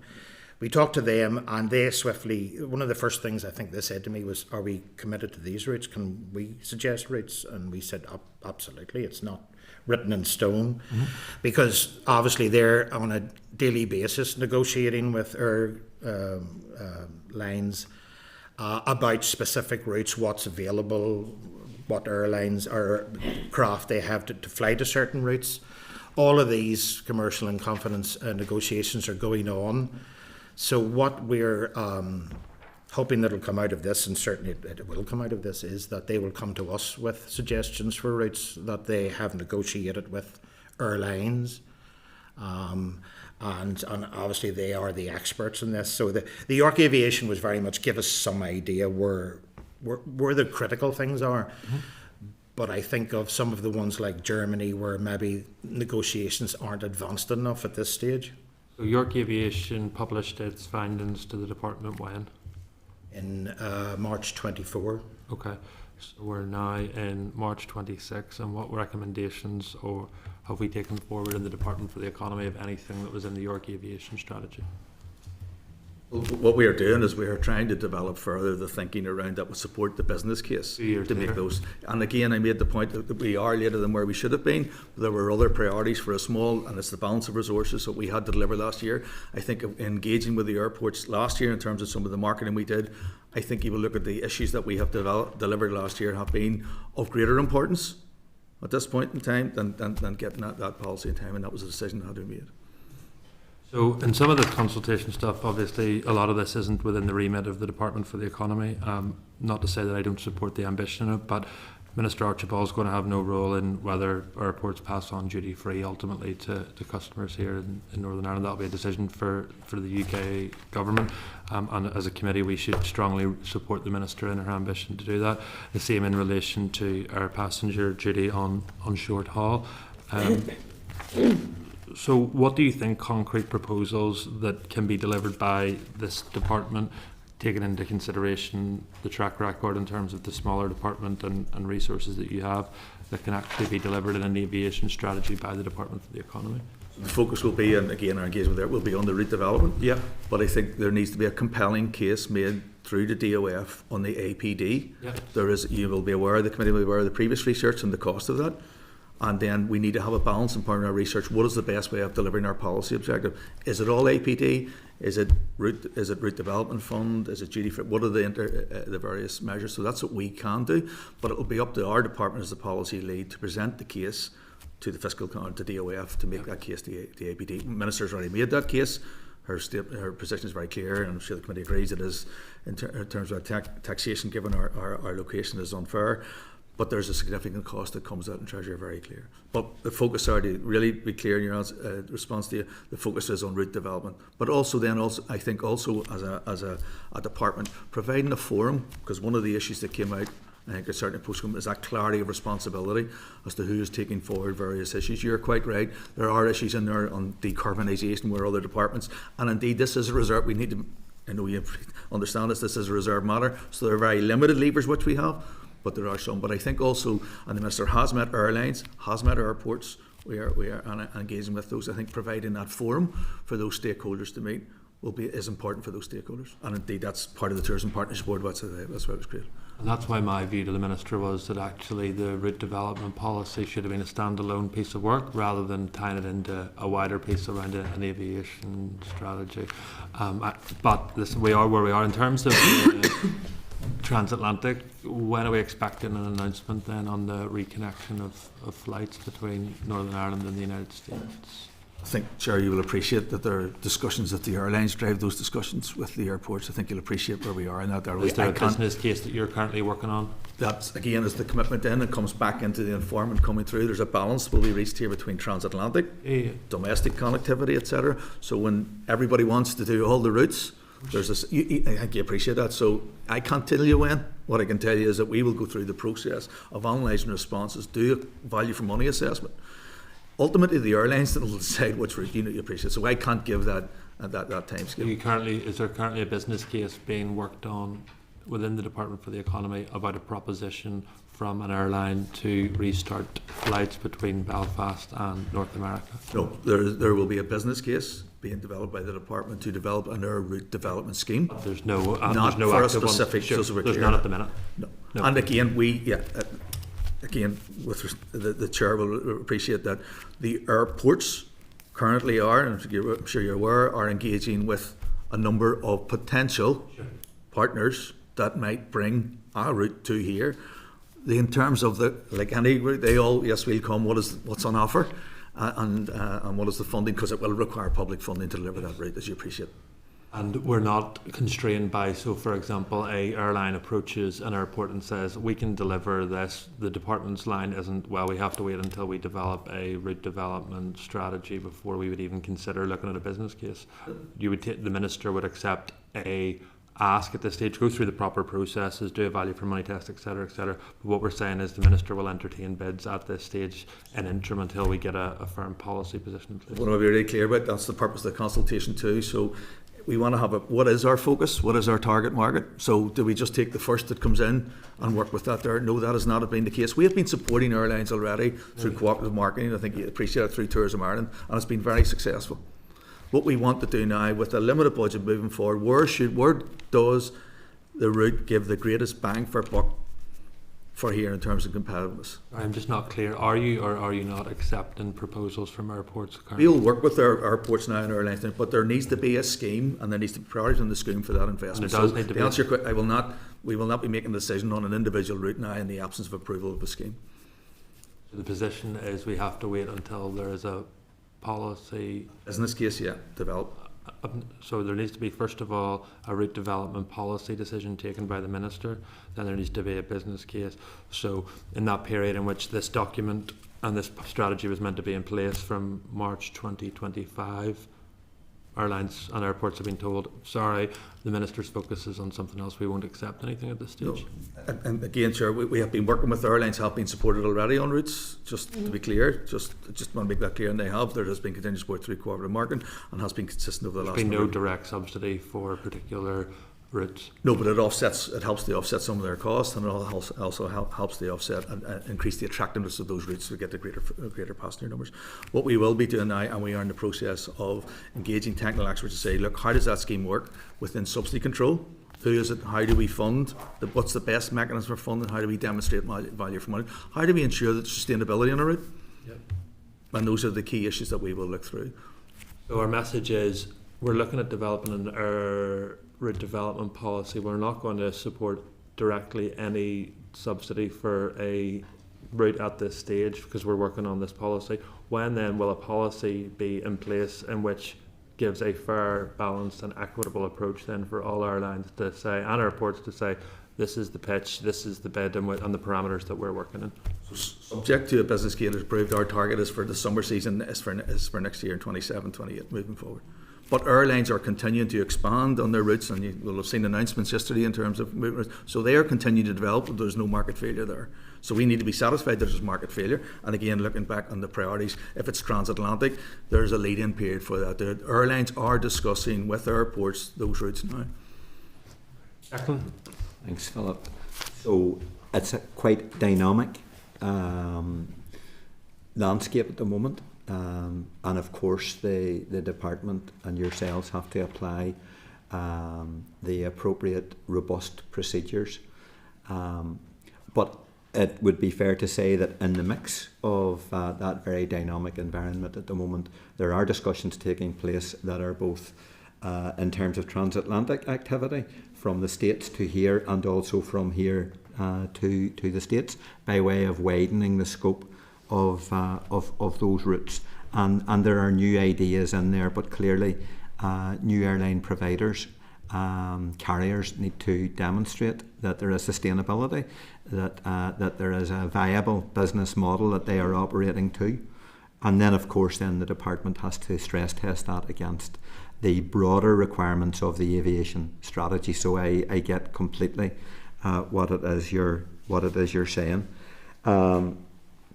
And then factoring into all of that are the route costs, the kind of machinery, the aircrafts that are going to be used. That's now in this very dynamic modern age, that's all integral to the viability of a route, the sustainability of a route, the business case, and then whether or not there is a justifiable case for public finance and public investment in relation to those routes. Would that be a fair summary of where we're at the moment? Yep. Okay. And then my question is a wee bit left field of that, and it's in relation to the introduction of the additional visas, particularly for transatlantic travel, but as it impacts in relation to our tourist industry. And are you picking up any indication at all that the tighter requirement for additional visas has the potential to impinge upon the footfall, the amount of long haul travel, both from outside of here to the north, and then from other places into the north? Not immediately. In terms, I know there was some discussion previously about this, but not immediately. In terms of our discussion with the airports, and indeed they reflected views of the airlines moving forward, the numbers are going up. The passenger numbers, albeit in 25, slightly down in 24, but they are improving. We have no evidence of that. When we engage with the Tourism Partnership Board, route connectivity is the key thing for them moving forward, and some sort of fund moving forward is what they're seeking for. But there's no additional information or pressures coming on us around that thing. Maybe, and I know you're closely working with the airports. One of the interesting things of this post has been last year talking to the airports, and we're in regular contact with them in terms of issues that have hit the headlines, if you like. And in this case, there's been no feedback that this is causing additional pressures on the airports, or that the airlines have fed back to them that at this stage it's causing any issues. So it's something we certainly will be monitoring, but in terms of the airports and the airlines, there hasn't been any major concerns raised. Based upon, and that's my final point, Philip, based upon that experience to date, in terms of any horizon scanning that you may be doing, is there any reason to have concern that could become a difficulty in the future, or are we agnostic in that at this point in time? Well, certainly they have had no pressure from the airports or airlines in terms of that this is an issue they think we will need to address either urgently or in the long term, but it's certainly something that we'll be very interested, along with our colleagues in the tourism branch, to keep an eye on this and see what the impacts are. It is a very you'll appreciate this. We're in a very competitive environment. There's a limited number of planes and a number of slots moving forward, so issues will impact upon, but that's a commercial decision by those airlines, and they will take all the issues into consideration before they divert resource to flying in a new route or more routes or more frequency into Northern Ireland. Thank you. Declan. Patrick? Okay, thanks for your presentation so far. I'm going to be very parochial about this and ask about City of Derry Airport. But actually, I don't think that it's a parochial issue to be asked about, because it has obviously a huge regional impact as well. So on that, I suppose the fact that both Kiva and other Sinn Féin ministers have essentially guaranteed the future of City of Derry Airport has been pivotal, because we know as ratepayers in the local area that without this, the sustainability of the airport was in jeopardy, and this has lifted a significant financial burden off ratepayers in Derry. So it's been pivotal in doing that, not only in sustaining the airport, but in seeing the growth of that over recent years. So I would like you to give me a bit of an overview as to where that process is at now, the sustainability of the City of Derry Airport model, the department's role in that, and also talk about the fact that the number of flights have increased significantly. So I just want to understand the department's role in that. Obviously, as you've mentioned, that comes on the back of private development from airlines themselves, commercial interests, commercial availability. But I want to understand the role of the department and invest in that. Okay, but in terms of Cody, you know the position in terms of the commitment the Minister has provided to Derry City and Strabane District Council to provide up to £12 million over 3 years to offset some of the operational losses that airport will make. That process has started, but as you're aware, we just concluded year one. In terms of, and there's some details I can release, but in terms of the passenger numbers, there has been an increase. I think we need to be clear that I think it's 2/3 of all airports aren't sustainable.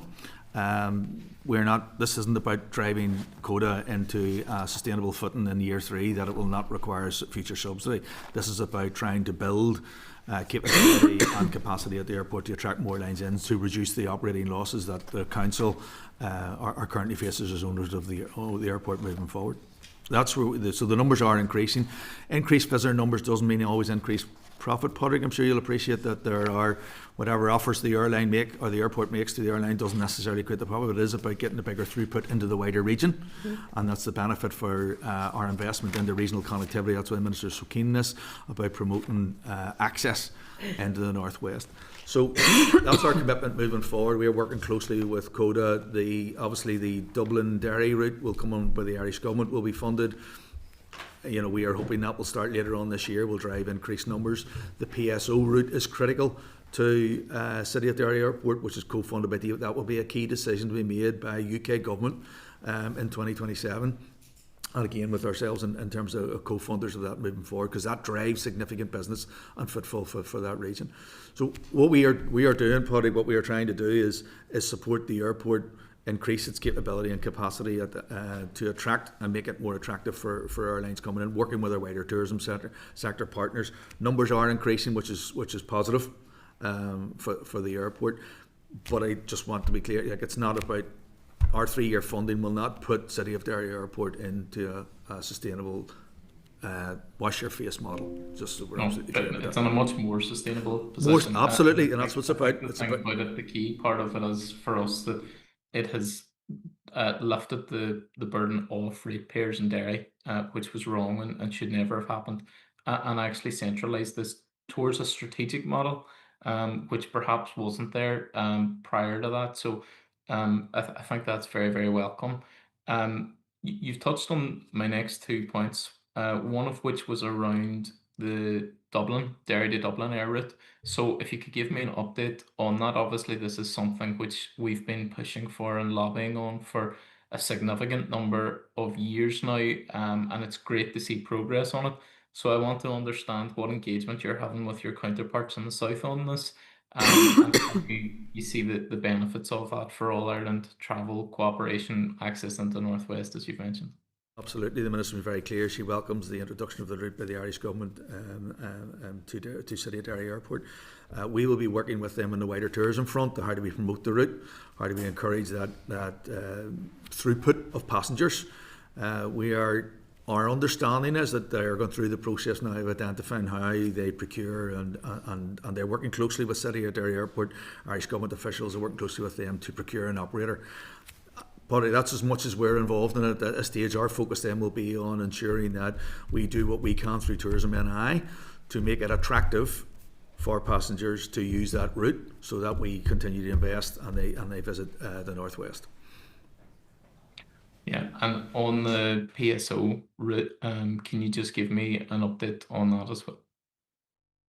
Well, the update is funding is through to March 27. It's through to March 27. The council is already in the early stages of a procurement exercise for March the 31st, 27, and they've been talking to both us and the policy lead, which is the Department of Transport in London, who are the lead in the PSOs. So we have met with them. We have been up at the airport, and the process is underway to get something in place by the 31st of March 27. Okay, so and I think the council have done a fantastic job in terms of the airport and continue to do so. So just wanted to take this opportunity to acknowledge that. The meetings that you've talked about there that you've had, I want to get a better understanding of that in terms of the timeline for this. When do you believe that they can secure funding? What have those meetings looked like so far? How confident are you of securing that funding? And what's the ongoing engagement with the officials in London about that? Yeah, well, we meet regularly with our colleagues in the Department of Transport. They are already engaged as the policy lead. What the process is, because I've now been through it 2 or 3 times, is that the Department of Transport in London, as the policy leads, they do their own individual business case, as do we, in terms of the 50% funding. We work closely with them because they ultimately give the approval, and our business cases are designed to match up by March, where the individual ministers will give their approval. Obviously, as policy lead, Department of Transport, we will get our steer from them in terms of ministerial approval initially. But that process I've gone through it now 2 or 3 times, and it's already in process at the moment.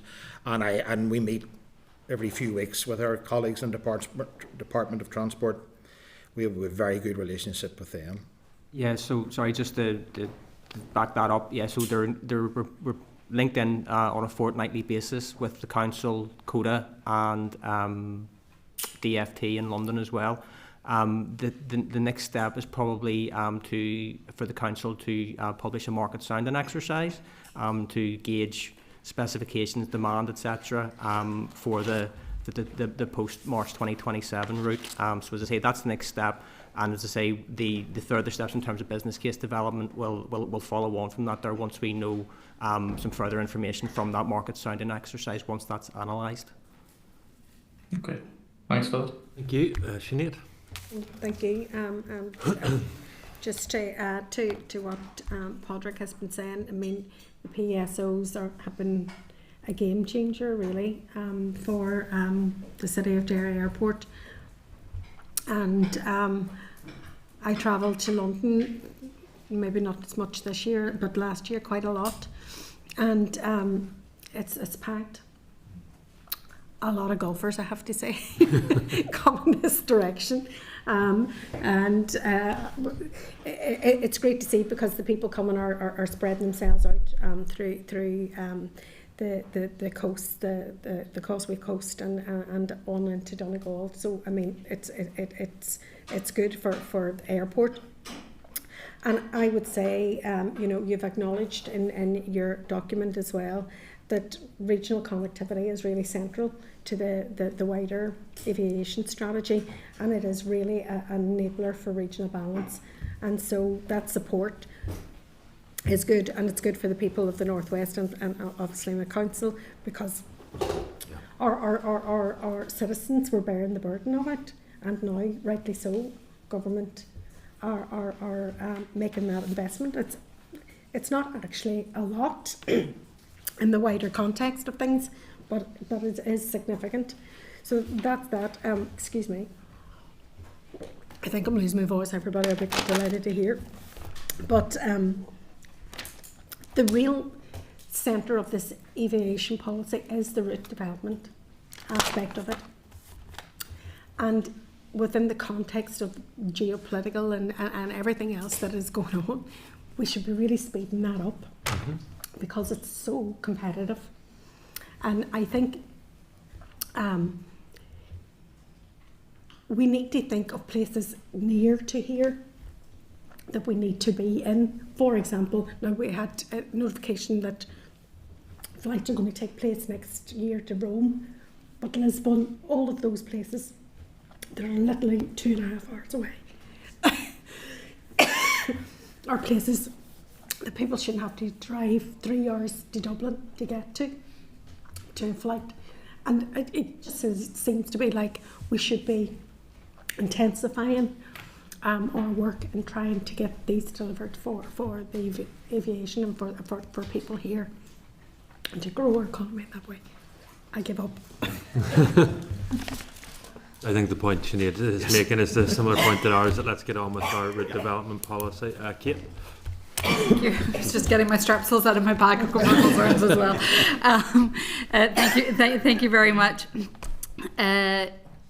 I've got a couple of questions. Connectivity is really important, obviously, but sustainability is as well, especially to my party. So can I ask a little bit about the importance of creating a more sustainable aviation sector, and what specific proposals or actions the department can take? Yeah, but again, coming back to the Chair's point about responsibility and reserve matters and what the department can actually do. So there is a wider UK government strategy around net zero, as you appreciate. Within that, aviation is managed by the Department of Transport and DESNES, so we feed into that in terms of Northern Ireland. But given our connectivity, given where we are as a region, we're excluded from the domestic in terms of carbon emissions. Yeah. So we have to get a balance right between connectivity and the carbon emissions, and that's moving forward. The levers we have around that are limited, just so we're clear, but central to that, and I touched upon in my opening remarks, sustainable aviation fuel will be underpins our drive to reduce carbon emissions across the UK moving forward. Now we have here, with that legislative consent motion that we took through last year, we have companies here who are already reaching out with airlines at the forefront of that, to develop that. That will be the solution. Now, there's been policy issues around, well, mandatory and targets, etc., moving at a UK level for doing that. We will be in there as an influencer and back on that forum. So the balance will have to be reached about, we talked about attracting airlines in, but well, do we, and this is a policy decision, do we start mandating, and I'd say we would, but do you start mandating that you have to use sustainable aviation fuel to come in here, which is 5 times more expensive than ordinary fuel? So those are policy decisions that that could be influenced. But we feed in through DERA, who feed it in through wider DESNES and Department of Transport. So there's a pathway, as you know, at UK level, we contribute into that, but Northern Ireland is a small part of that there, and given our uniqueness in terms of UK, that we are excluded from those domestic calculations. Okay, thank you. The other point I wanted to touch on was around skills and kind of no ambition or strategy can be delivered without the skills and a properly resourced skills pipeline. The section within the draft strategy isn't too detailed, and I wondered kind of why there aren't any concrete proposals within that and what the department's going to do to deliver that. It's a very interesting point. Again, part of the process and in developing our thinking around this, we used the tourism partnership subgroup, community airports, and there was a very strong move that skills shouldn't be included in this.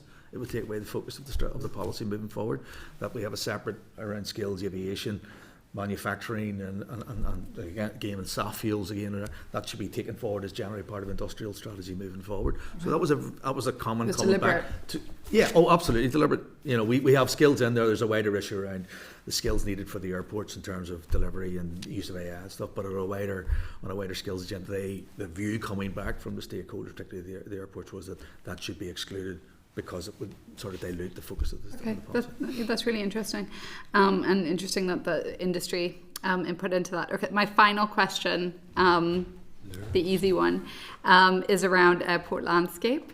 So Wales have Cardiff as their kind of designated main primary airport in their interim statement.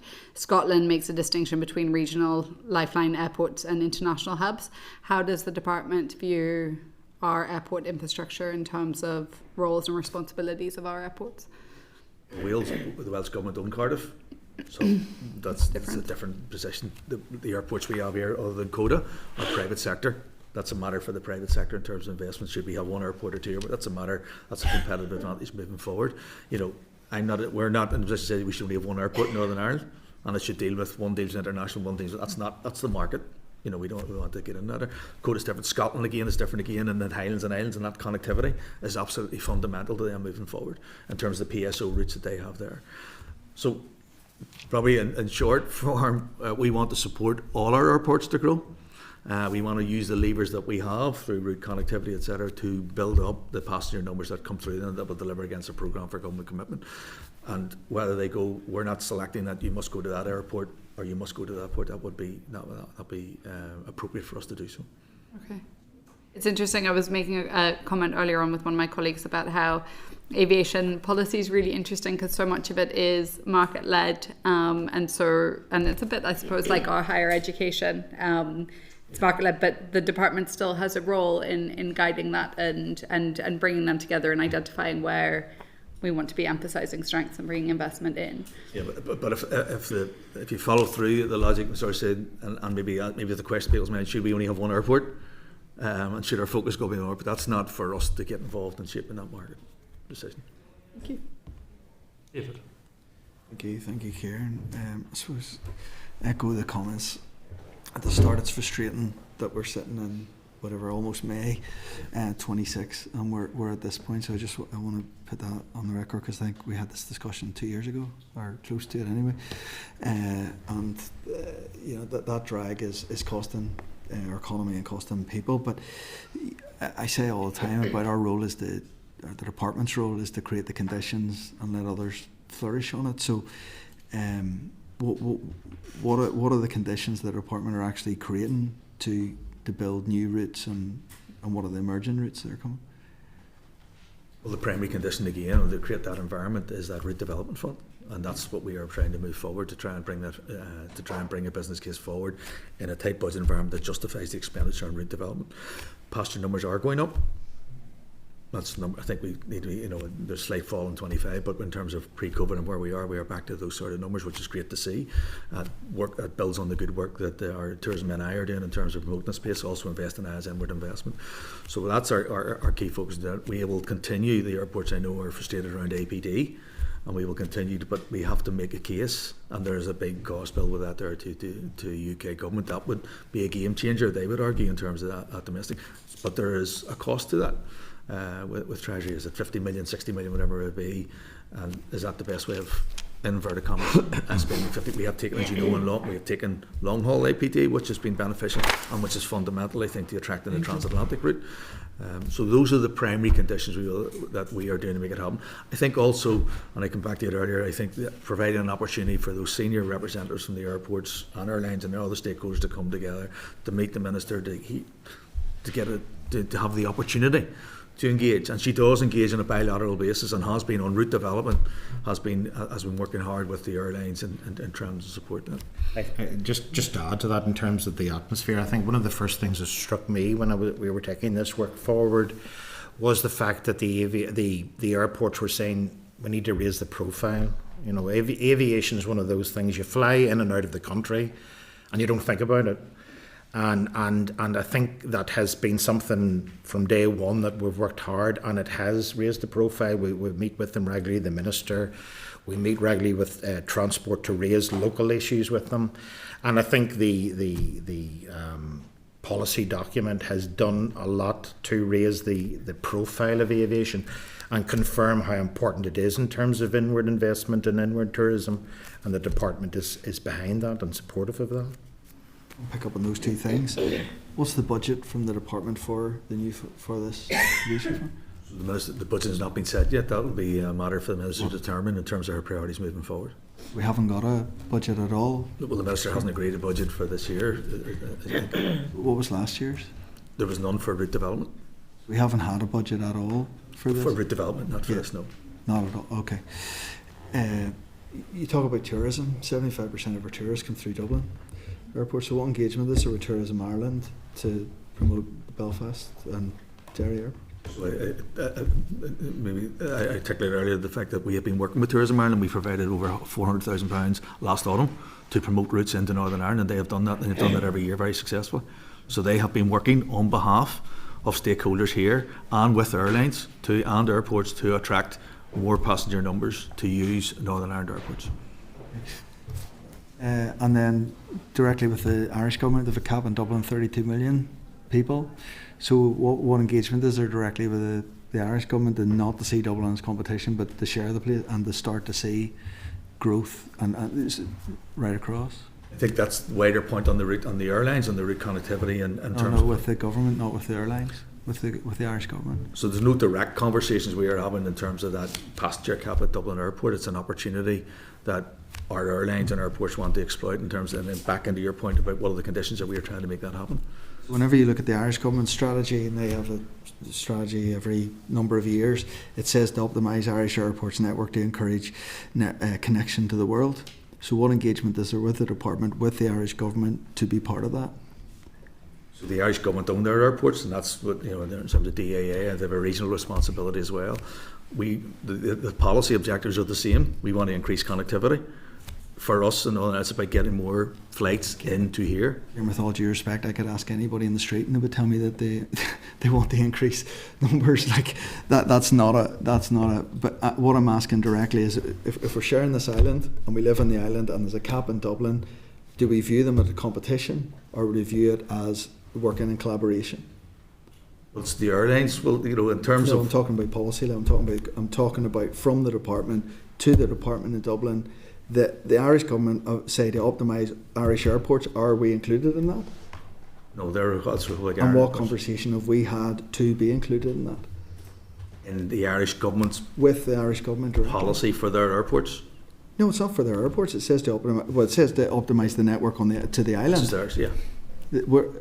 We live on the same island. My question is, what engagement is there from the department to Irish government level that we to make sure that we're all working on the same thing, to collaborate together?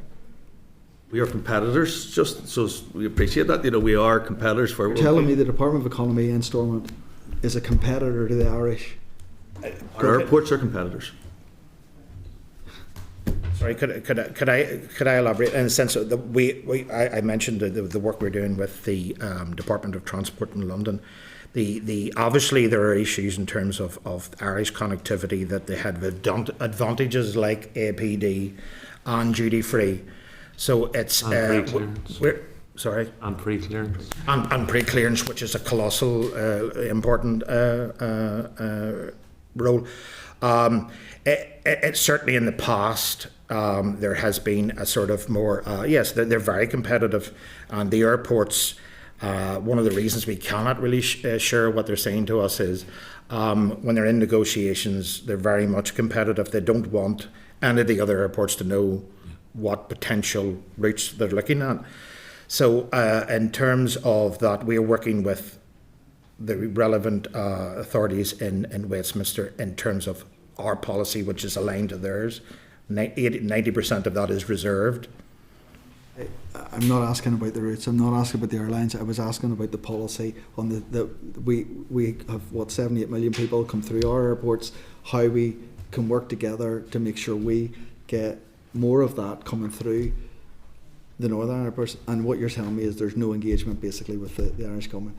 On that specific issue, but we engage, as you said before, on the PSO route moving from. I think it's probably fair to say, in fairness to, and not for me to defend the Minister on this, she's been clear in terms of working with her Irish counterparts in delivering this Dublin-Derry flight, but also in relation to ensuring that Tourism Ireland agnostically approaches all of the airports on the island of Ireland. That's tourism. Again, just to be clear, that's what I meant. That we work with Tourism Ireland absolutely on the promotion of the airport, and they do that.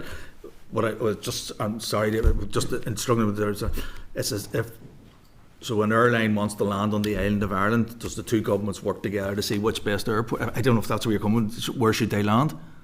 No, I'm looking at this. The cap on Dublin Airport of 32 million people. You can't put more flights in the Dublin Airport. They're at their capacity.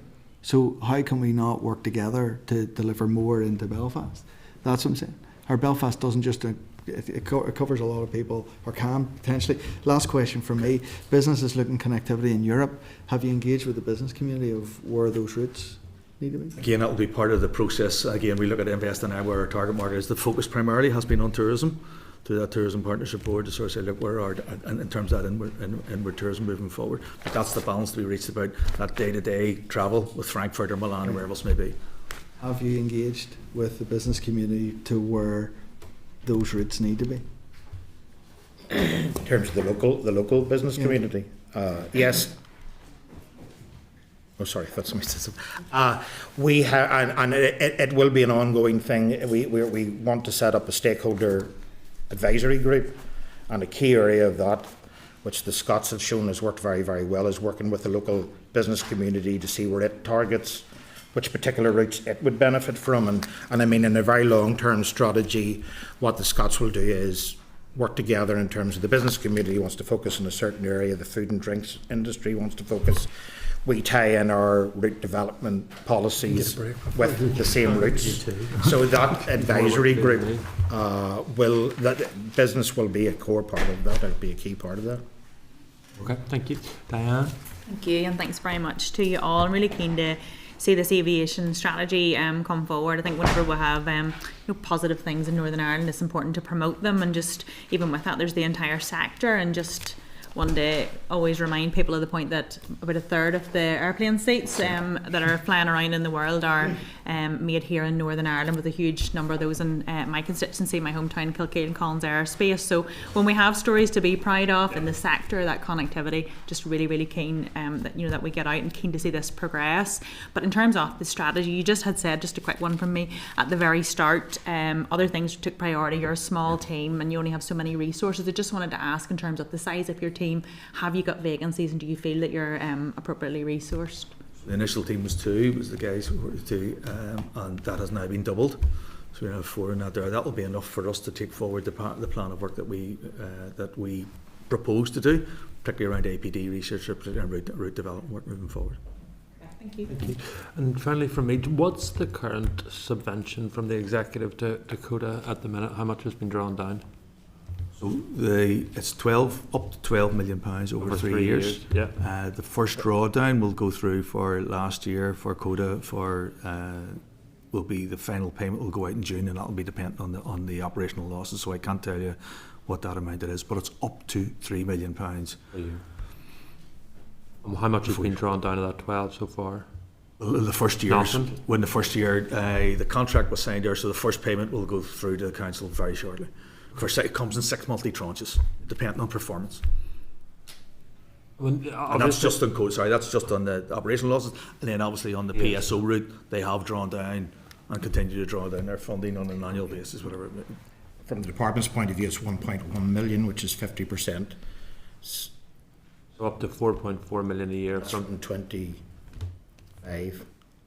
So it's up to 4.4 million a year from the Northern Ireland Executive to CODA for the 4-year period of the PSO. Yeah. So if I'm Belfast International Airport or I'm Belfast City Airport, and we see that the Northern Ireland Executive is supporting my competitor to the region of £4.4 million because the current model of CODA is not financially viable, what's your answer to that? So let's extrapolate the two. So the PSO route is a decision by UK. Okay, well let's go for 3 million then. Let's just deal with the 3 million. That's a decision by the Minister in terms of priority and PFG and regional connectivity. That's the decision around budget and priorities. She has made that decision, and we are delivering on her desire to make that happen in terms of the wider economic benefit it can bring to Northern Ireland. And decarbonisation is one of the Minister's 4 pillars. So how does a twice daily flight between Dublin and Derry Airport help with decarbonisation? And that's a wider decarbonisation issue at the UK level in terms of international flights coming in. That's measured by UK by level. The overall emissions that aviation give in terms of carbon is low. I think you'll appreciate that. And I think it's 1% over the overall emissions that we have here. We are not involved. That's a matter, that PSO is a matter for Dublin to decide. For Derry, they will take into consideration they want to do in terms of carbon impact. But we are not involved in that decision. And it will obviously increase rather than decrease. Well, it's more airlines, and arguably it depends on what type of airline they use, how they measure the impact in terms of the Irish government, how it measures impact from the departing airport. Don't know what size of plane, how many's on the, in terms of the overall, and we don't know the frequency of those. Could be twice a day, could be once a day, the frequency of that there, but that will be a matter for the Irish government. Coda's website, it's a twice daily flight. If that's their ambition to do it. But the Irish government will measure that impact. And is there suitable international border infrastructure at CODA Airport? I could go back to you, and I'm not aware of that there, but I'm certainly happy to come back to you. So obviously currently there's no current international daily flights, so obviously there would need to be international border infrastructure placed in. It'll be a matter for the council, I imagine, with the Irish government in terms of moving forward, and UK government to sort of say what border controls, if any, they want to put in. And there have actually been some seasonal flights over the years. And stuff, in terms of international flights. Okay. Thank you, colleagues. I appreciate that. And you said this route development will be open for applications for routes to take place in summer 27. Our ambition is that subject to budget availability, that we would want to have a fund in place that will support routes. And again, just to be clear, the airlines are already engaging with airports in terms of those. They do their schedule so far in advance, and I think you'll appreciate that. So the ambition that will then is be included in budget 27, 28. Okay, perfect. Thank you, colleagues. Much appreciated. Okay, then. So, right to the department, just in terms of the border infrastructure, if members can tend to that, and just maybe wait for the feedback from the consultation. Yep. Is that agreed? Okay, let's move to item 8 then, and we'll welcome Aidan back again. Aidan's going to give us a raised briefing in relation to the UR support for decarbonisation preparation bill.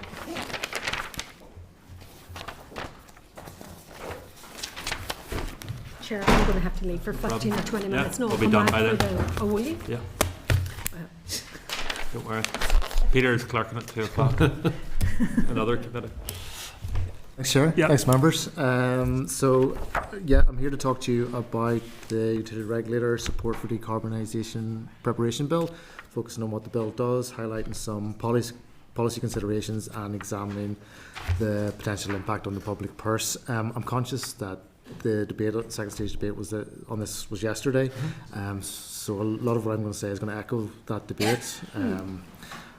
So stop me if you've heard it before, I guess.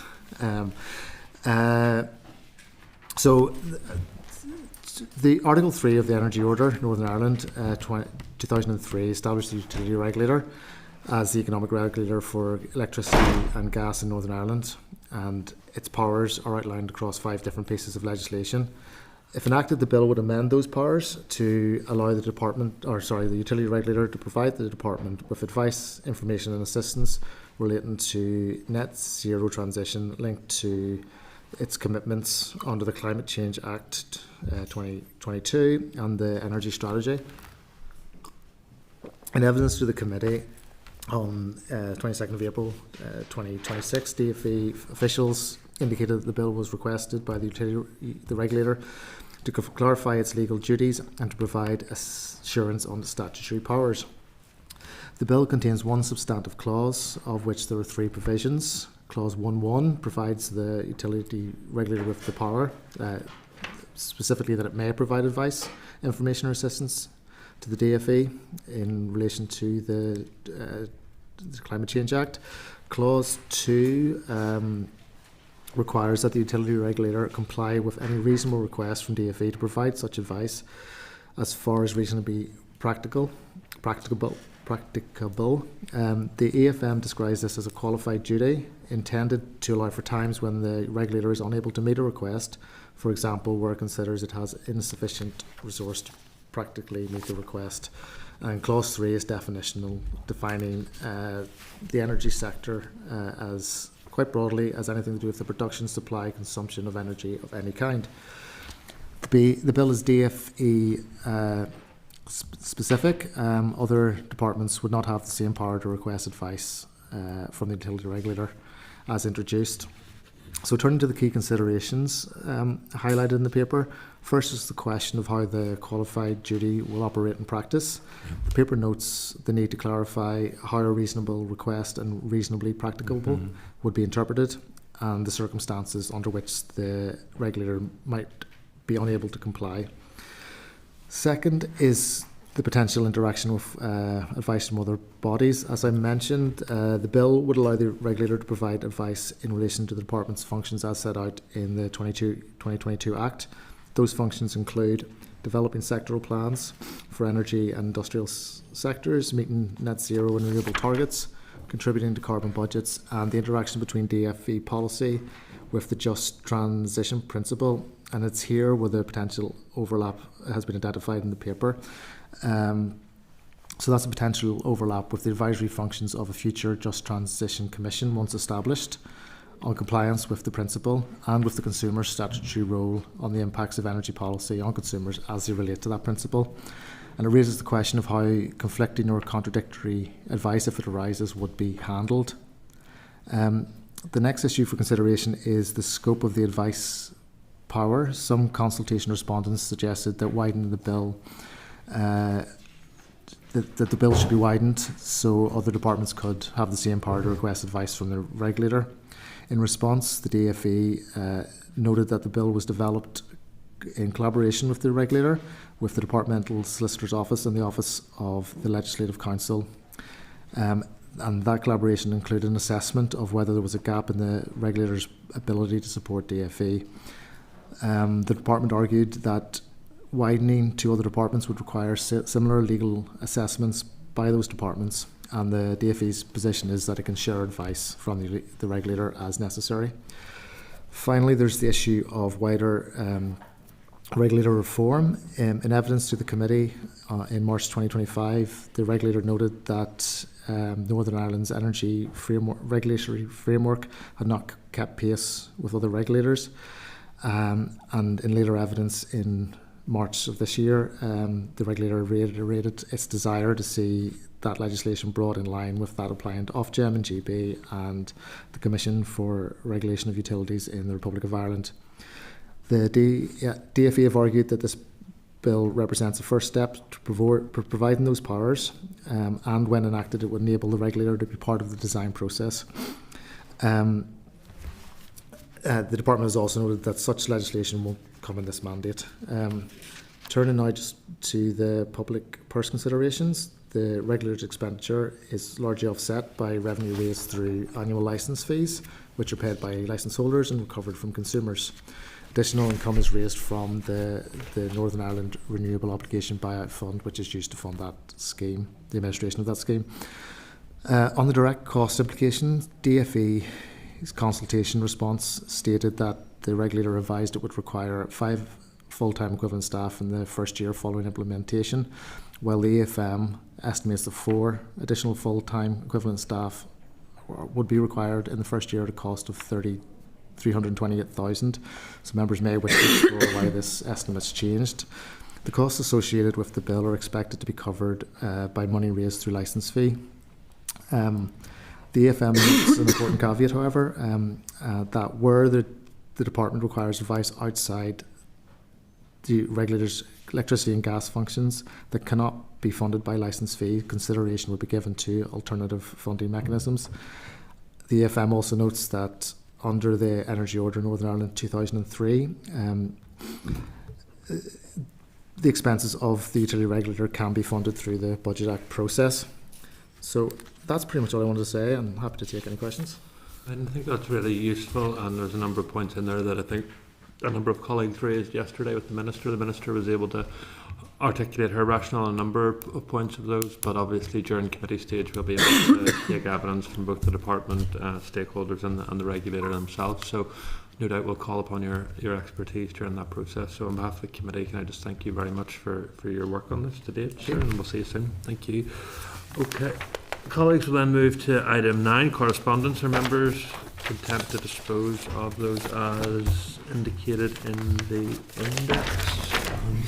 Yes, Diane. Yeah, I just want to draw attention on item 3, just on page 300 or 533 there, where we had raised the question about savings to be generated from the department and the LB office consolidation. Said they haven't got any information around that. I just think it's quite concerning whenever they're actually working to potentially make some savings or efficiencies. They haven't quantified the position, so they won't actually be able to claim any efficiencies if and when they are actually realised. So I just think that it's important that if the department is doing good things, that they do make an effort to clock where they're at now and make the efficiencies going forward. So I don't know if we can add that to, I think you had a note for a wee bit of correspondence under that point. I wonder, could we highlight that? Yeah, no problem. He also consent just to write to the department about the Peace Plus projects, which are listed at page 532 to 533. Some of these are regional. They will be in your constituencies. I know maybe members know all about them, but just in case you don't, we could write. Members are content. Okay. That's great. Yeah. Okay. Right, we'll then move to item 10.1 actually. So there's just quick ones. Number 5 was about the renewable electricity target. I don't know that the department has actually answered on the 80%, so you can tend for me to write again. Yeah. And then, sorry, the other one was Transmission Investment Limited want to come. This is item 12 at page 610. They want to come and present on the Lyric Interconnector project. Do you want to hear from them again? Yeah. Grand. We'll do it. Right. Sorry. Okay. Thanks, Chair. No problem. Okay. The Petroleum Exploration and Licensing Repeal Bill Committee Stage Extension. The committee stage of the Petroleum Exploration and Licensing Bill has commenced, and I refer members to the clerk's covering note at page 695. An extension to the committee stage from the 11th of June to the 30th of October is suggested. Are members content with that approach? Obviously, as always, we'll try and finish well in advance of that. So if I just put to the meeting that in accordance with Standing Order 33.4, the period referred to in Standing Order 33.2 be extended to 30th of October 26 in relation to the committee stage of the Petroleum Exploration and Licensing Repeal Bill. Members content? Thank you. Item 10.2, Utility Regulator Support for Decarbonisation Preparation Bill, Committee Stage Extension. The committee stage of the Utility Regulator Support for Decarbonisation Preparation Bill has commenced, and I refer members to the clerk covering note at page 695. An extension to the committee stage from the 12th of June to the 20th of November is suggested. Members, any comments or concerns? No? Okay, if I put to the meeting then that in accordance with Standing Order 33 brackets 4, the period referred to in Standing Order 33 bracket 2 be extended to 20th November 2026 in relation to the committee stage of the Utility Regulator Support for Decarbonisation Education Preparation Bill. Members content? Okay.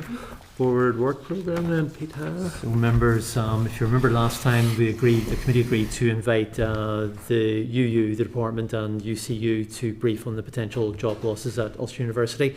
So Ulster University has agreed to come along on the 27th, and we think the department will come along that day as well. Unfortunately, UCU is not available on that time, but they could brief us on Tuesday the 19th of May, so we could have an additional meeting. We do it at 9:30, and we hope they will be joined by Unite and Unison. They're the other unions involved, so they could come along. We could have a chat about this at 9:30 on a Tuesday, done by 11, and there's Mr. Delargy. Patrick. Yeah, no, I would be very keen that they come together, that all organisations who were invited come at the same time, and that we look at an alternative date, because I think the importance is having everybody in the room who's involved in the conversation. So I would be very much of the view that we should do a different date or offer them another suitable date. And I want to come in on an AOB chair, but I'll come in that after. That could be sometime in June, probably quite late in June. So just it would be a while. I just thought members thought it was sort of urgent. Yeah, thank you. I would be keen to get this as soon as possible. Like, you know, it's very topical. Like, I know a lot of us have questions, and just keen to know in terms of the job losses, where they're going to be, what grade they're at, and if we can go back and try to, you know, negotiate this further. But I wouldn't be keen to push back any further than the 27th of May for actually getting them in on it. But I totally take Padraig's point. So I don't know if there's any way there can be some sort of workaround in that, because I just wouldn't like to see that drop any further back, because it's already a month away on a very topical issue. The department can come on that Tuesday morning as well, no? Bring them all on that Tuesday. I'd agree with that. I mean, like, I would be totally in agreement with not pushing it back, but it's trying to get everybody in the room, because otherwise we're going to have conversations where we'll end up having to go back and forward. So again, like as has been mentioned, if it's a Tuesday, if it's a different day or time, let's make that work. But I think getting everybody in the room at the same time is imperative for this. We might have started at 9 then, and then we'd start to crash into plenary a bit, so who knows what that will be about. But okay, then we'll have a do at that, and we'll come back to you if that's agreed, Chairperson. Yeah, can I just thank you for your work? What date is that? 19th. 19th. Yeah, can I just thank you? I would agree. I think it's like these are 450 jobs and people behind them, and it seems a wee bit kind of laissez-faire of us to push it into June. So the sooner the better. I think the only other thing I'd say is when we met with UCU, they did say it's quite a long consultation period. So there's quite a long time frame for this. But at the moment, there are 3,000 staff who have no idea what the future holds for them. So if we can't get everyone in, then that definitely would be the preference. But sooner, if it's split up, then there will be opportunities to have everyone in the room together at a later stage. If that's not possible, would just be one point I'd make. I would go with 19th of May then, if that's agreed, members. Great. Just other stuff on the, as you know, on the forward work programme. So 13th of May is the Balmoral show, so we'll be there in the morning. Okay, look, we heard about childcare this morning. The childcare strategy's out to consultation. The Education Committee is going to hear about this on the afternoon of 13th of May. Now, I've had a little chat with the clerk. If members wanted to join that as a joint concurrent, we could do that, but I suspect we will not get a quorum of our members, because Sinead and Philip have got TO, and other members will probably be at, they'll be at Finance, and other members will probably be in Balmoral. So I tried to get them to move it, but they wouldn't. So I guess that's not happening, so sorry. If only someone could speak to the chair of the Education Committee. We'll do our best. I think it's been in their diary for ages, to be fair to them. So the other one would be, just about another... other business. The members had asked previously about joint concurrent with educational and skills strategy and the interaction with Transform Ed. Having a chat, I just had a quick chat with the clerk of education about that. 10th of June might work for them, so that what we could have is have our meeting, get that done at about, say, meet at 9:30, get done at 10:30, then have a joint concurrent with education on this matter until lunchtime, and then have their usual meeting in the afternoon. If members are happy to do that. Sorry, Patrick. Yeah, no, well, my other point had actually been about the joint meeting, but what we had asked for the joint meeting on was actually the skills alignment, and particularly around UCAS, CAO, and those other issues as well. So I'm keen that that has obviously been in the diary for some time, and I don't want to push that back. So I think if we're having the meeting, it needs to be focused on that. All right, members, just to explain okay, so this is qualifications equivalencies. So CAO has no role in qualifications equivalencies in the Republic of Ireland. UCAS has no role in the UK. In the Republic of Ireland, it's the State Examination Commission, and they have declined to come. They provided a written briefing about 2 weeks ago, but they are very clear they will not come, and I can't compel them. JCQ have also indicated they won't come either, and we've written to various ministers and trying to compel them as well, and that they don't want to. So what we're getting next week is NUS-USI and also the Irish Universities Association and Technological Universities Association. They're working on a project around qualification equivalency. So that's in the diary for next week. So that's happening. That was never a joint concurrent. I remember it didn't say that previously.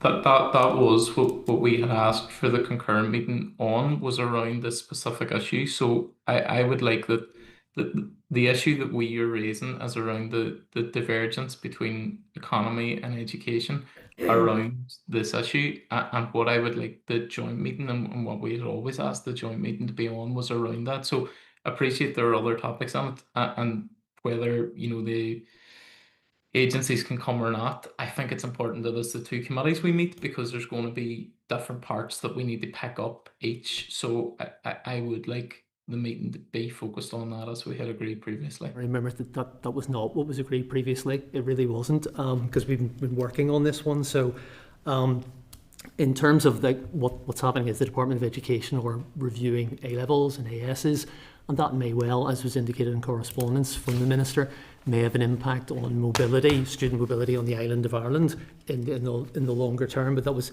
not what members had previously requested. What it was about was, well, it was with education, and officials in education told me that they reckoned it was about the skills strategy and Transform Ed.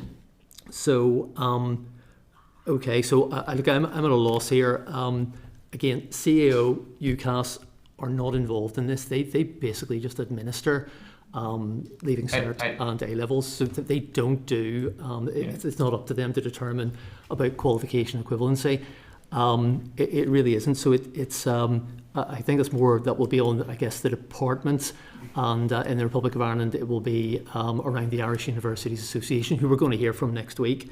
So I understand all that, but I think it's the piece that we had been looking at was around alignment, and around alignment in schools, colleges, universities, and that's what we've always been having the conversation around. Okay, well, we can pick this up in terms of when there is a concurrent meeting in the diary with education, isn't that right? And well, I sort of had asked them about that, so I think it's what you want that to be about then is about well, let's keep it what it's about now too, but we can also have the broader piece around qualifications and too, which means that all bases are covered. But I just think it's important that we did get correspondence on a number of occasions from both UCAS and CAO to say that they have no role in that. The good thing was though that obviously Minister Archibald and I think Minister Gibbon have been engaging directly with their counterparts in the Republic too, just about trying to get the State Examination Board to move in that. But hopefully, Padraig, we can encapsulate both the points that you've been making there, but also the points that have been previously discussed into that issue, so that no, absolutely. And I think the reason that I'm raising this is because that was we as committee wanted to discuss the divergence here, and whether it's the state examinations body or others, we'd wanted to iron all that out and get sort of discussion between two committees on that. So I just think that needs to remain the focus, not to take away from the other issues, but to make sure that we're not trying to amalgamate too much into one. I just think it would be better that we focus on that and try and actually work all that out first. Okay, just a couple of issues then I wanted to raise under any other business. One was, has the Minister confirmed what date before recess she'll be coming back to committee? She has not. So I was sort of thinking of saving that up for when the budget is agreed. But okay, so the committee would like the minister to come again. I just think it'll be useful before recess, because I think since she's been appointed, she's maybe been twice, which is probably on the lower end of any minister appearing before their committee. So I think that'd be useful. Is that agreed, Chairperson? Members content? Yeah. And then the only other one that I had was just in relation to higher education. So I just read in the Irish News on Saturday about the speech from the Pro Vice Chancellor of Queen's at the CBI lunch on Friday, where she stated that 2,700 undergraduate places at the university were now at risk as a result of the current funding model, which is around 10% of the overall number of intake they take each year. So I think that we need to contact Queen's to try and verify the accuracy of that. Members content with that? Yeah. Diane.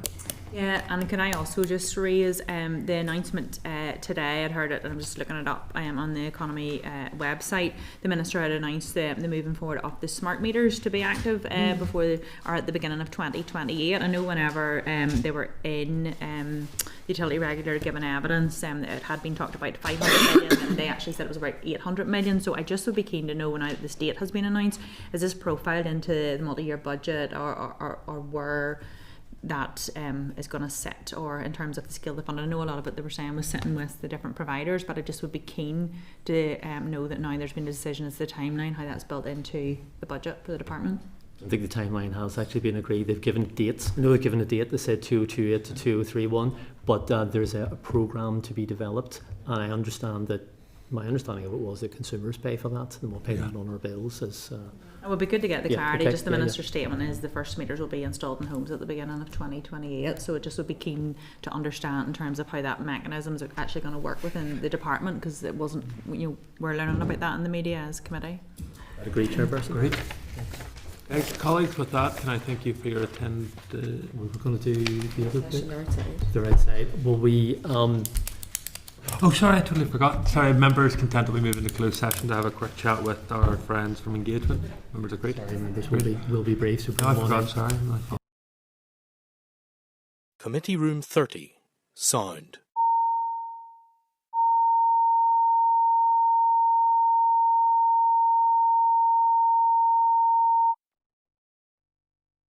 Committee Room 30. Sound. Committee Room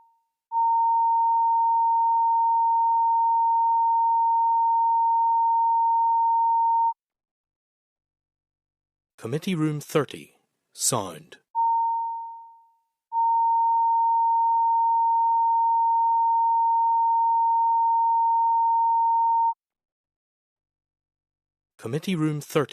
Sound.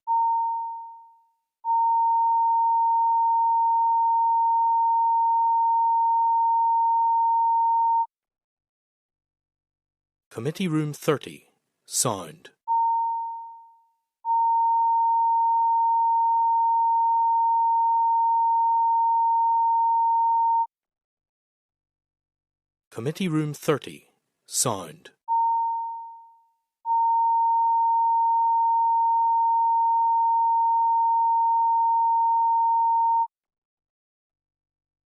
Committee Room 30. Sound.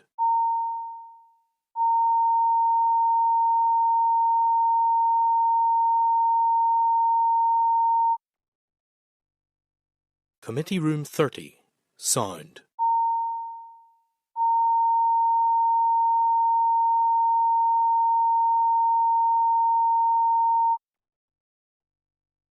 Committee Room 30. Sound. Committee Room 30. Sound. Committee Room 30. Sound.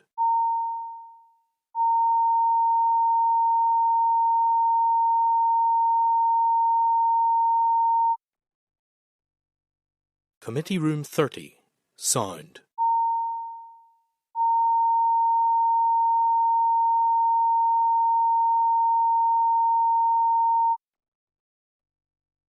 Committee Room 30. Sound.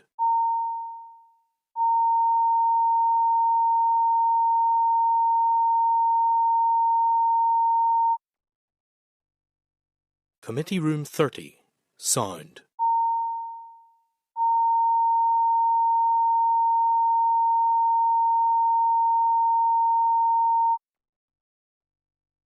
Committee Room 30, Sound.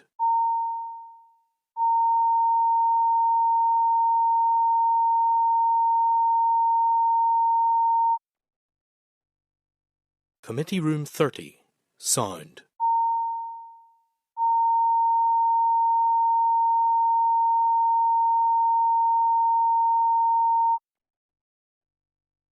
Committee Room 30, Sound.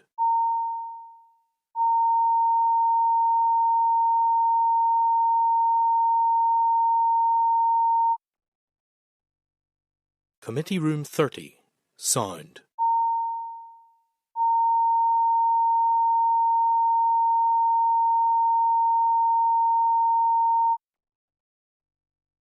Sound. Committee Room 30, Sound.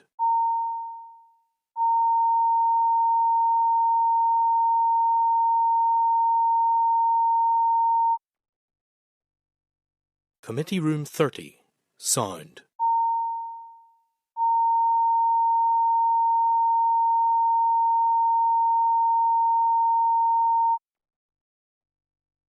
Committee Room 30, Sound.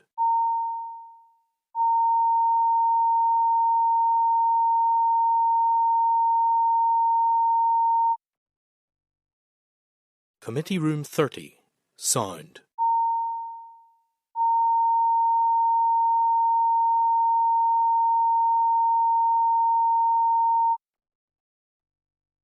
Committee Room 30, Sound.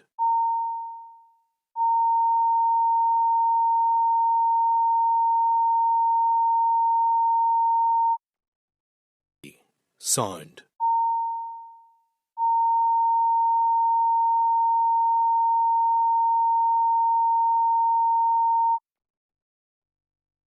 Committee Room 30, Sound.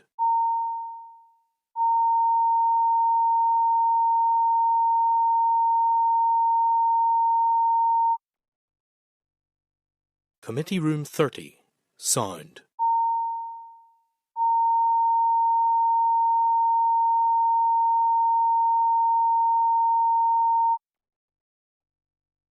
Committee Room 30, Sound.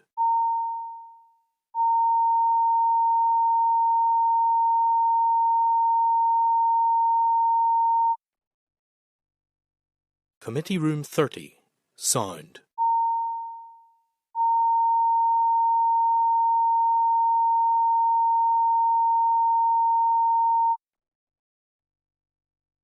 Room 30, Sound.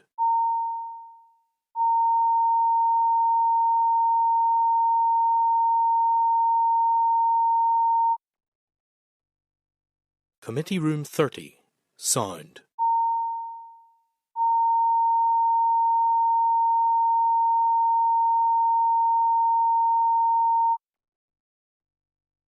Committee Room 30, Sound.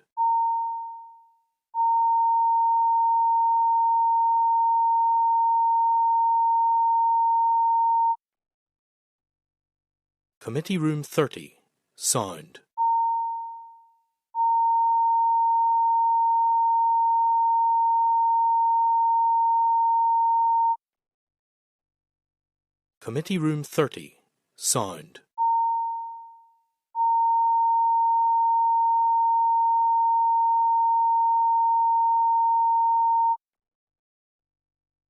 Committee Room 30, Sound.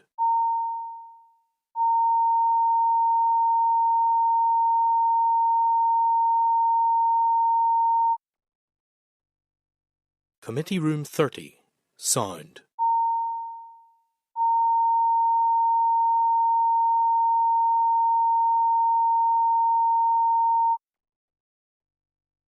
Committee Room 30, Sound.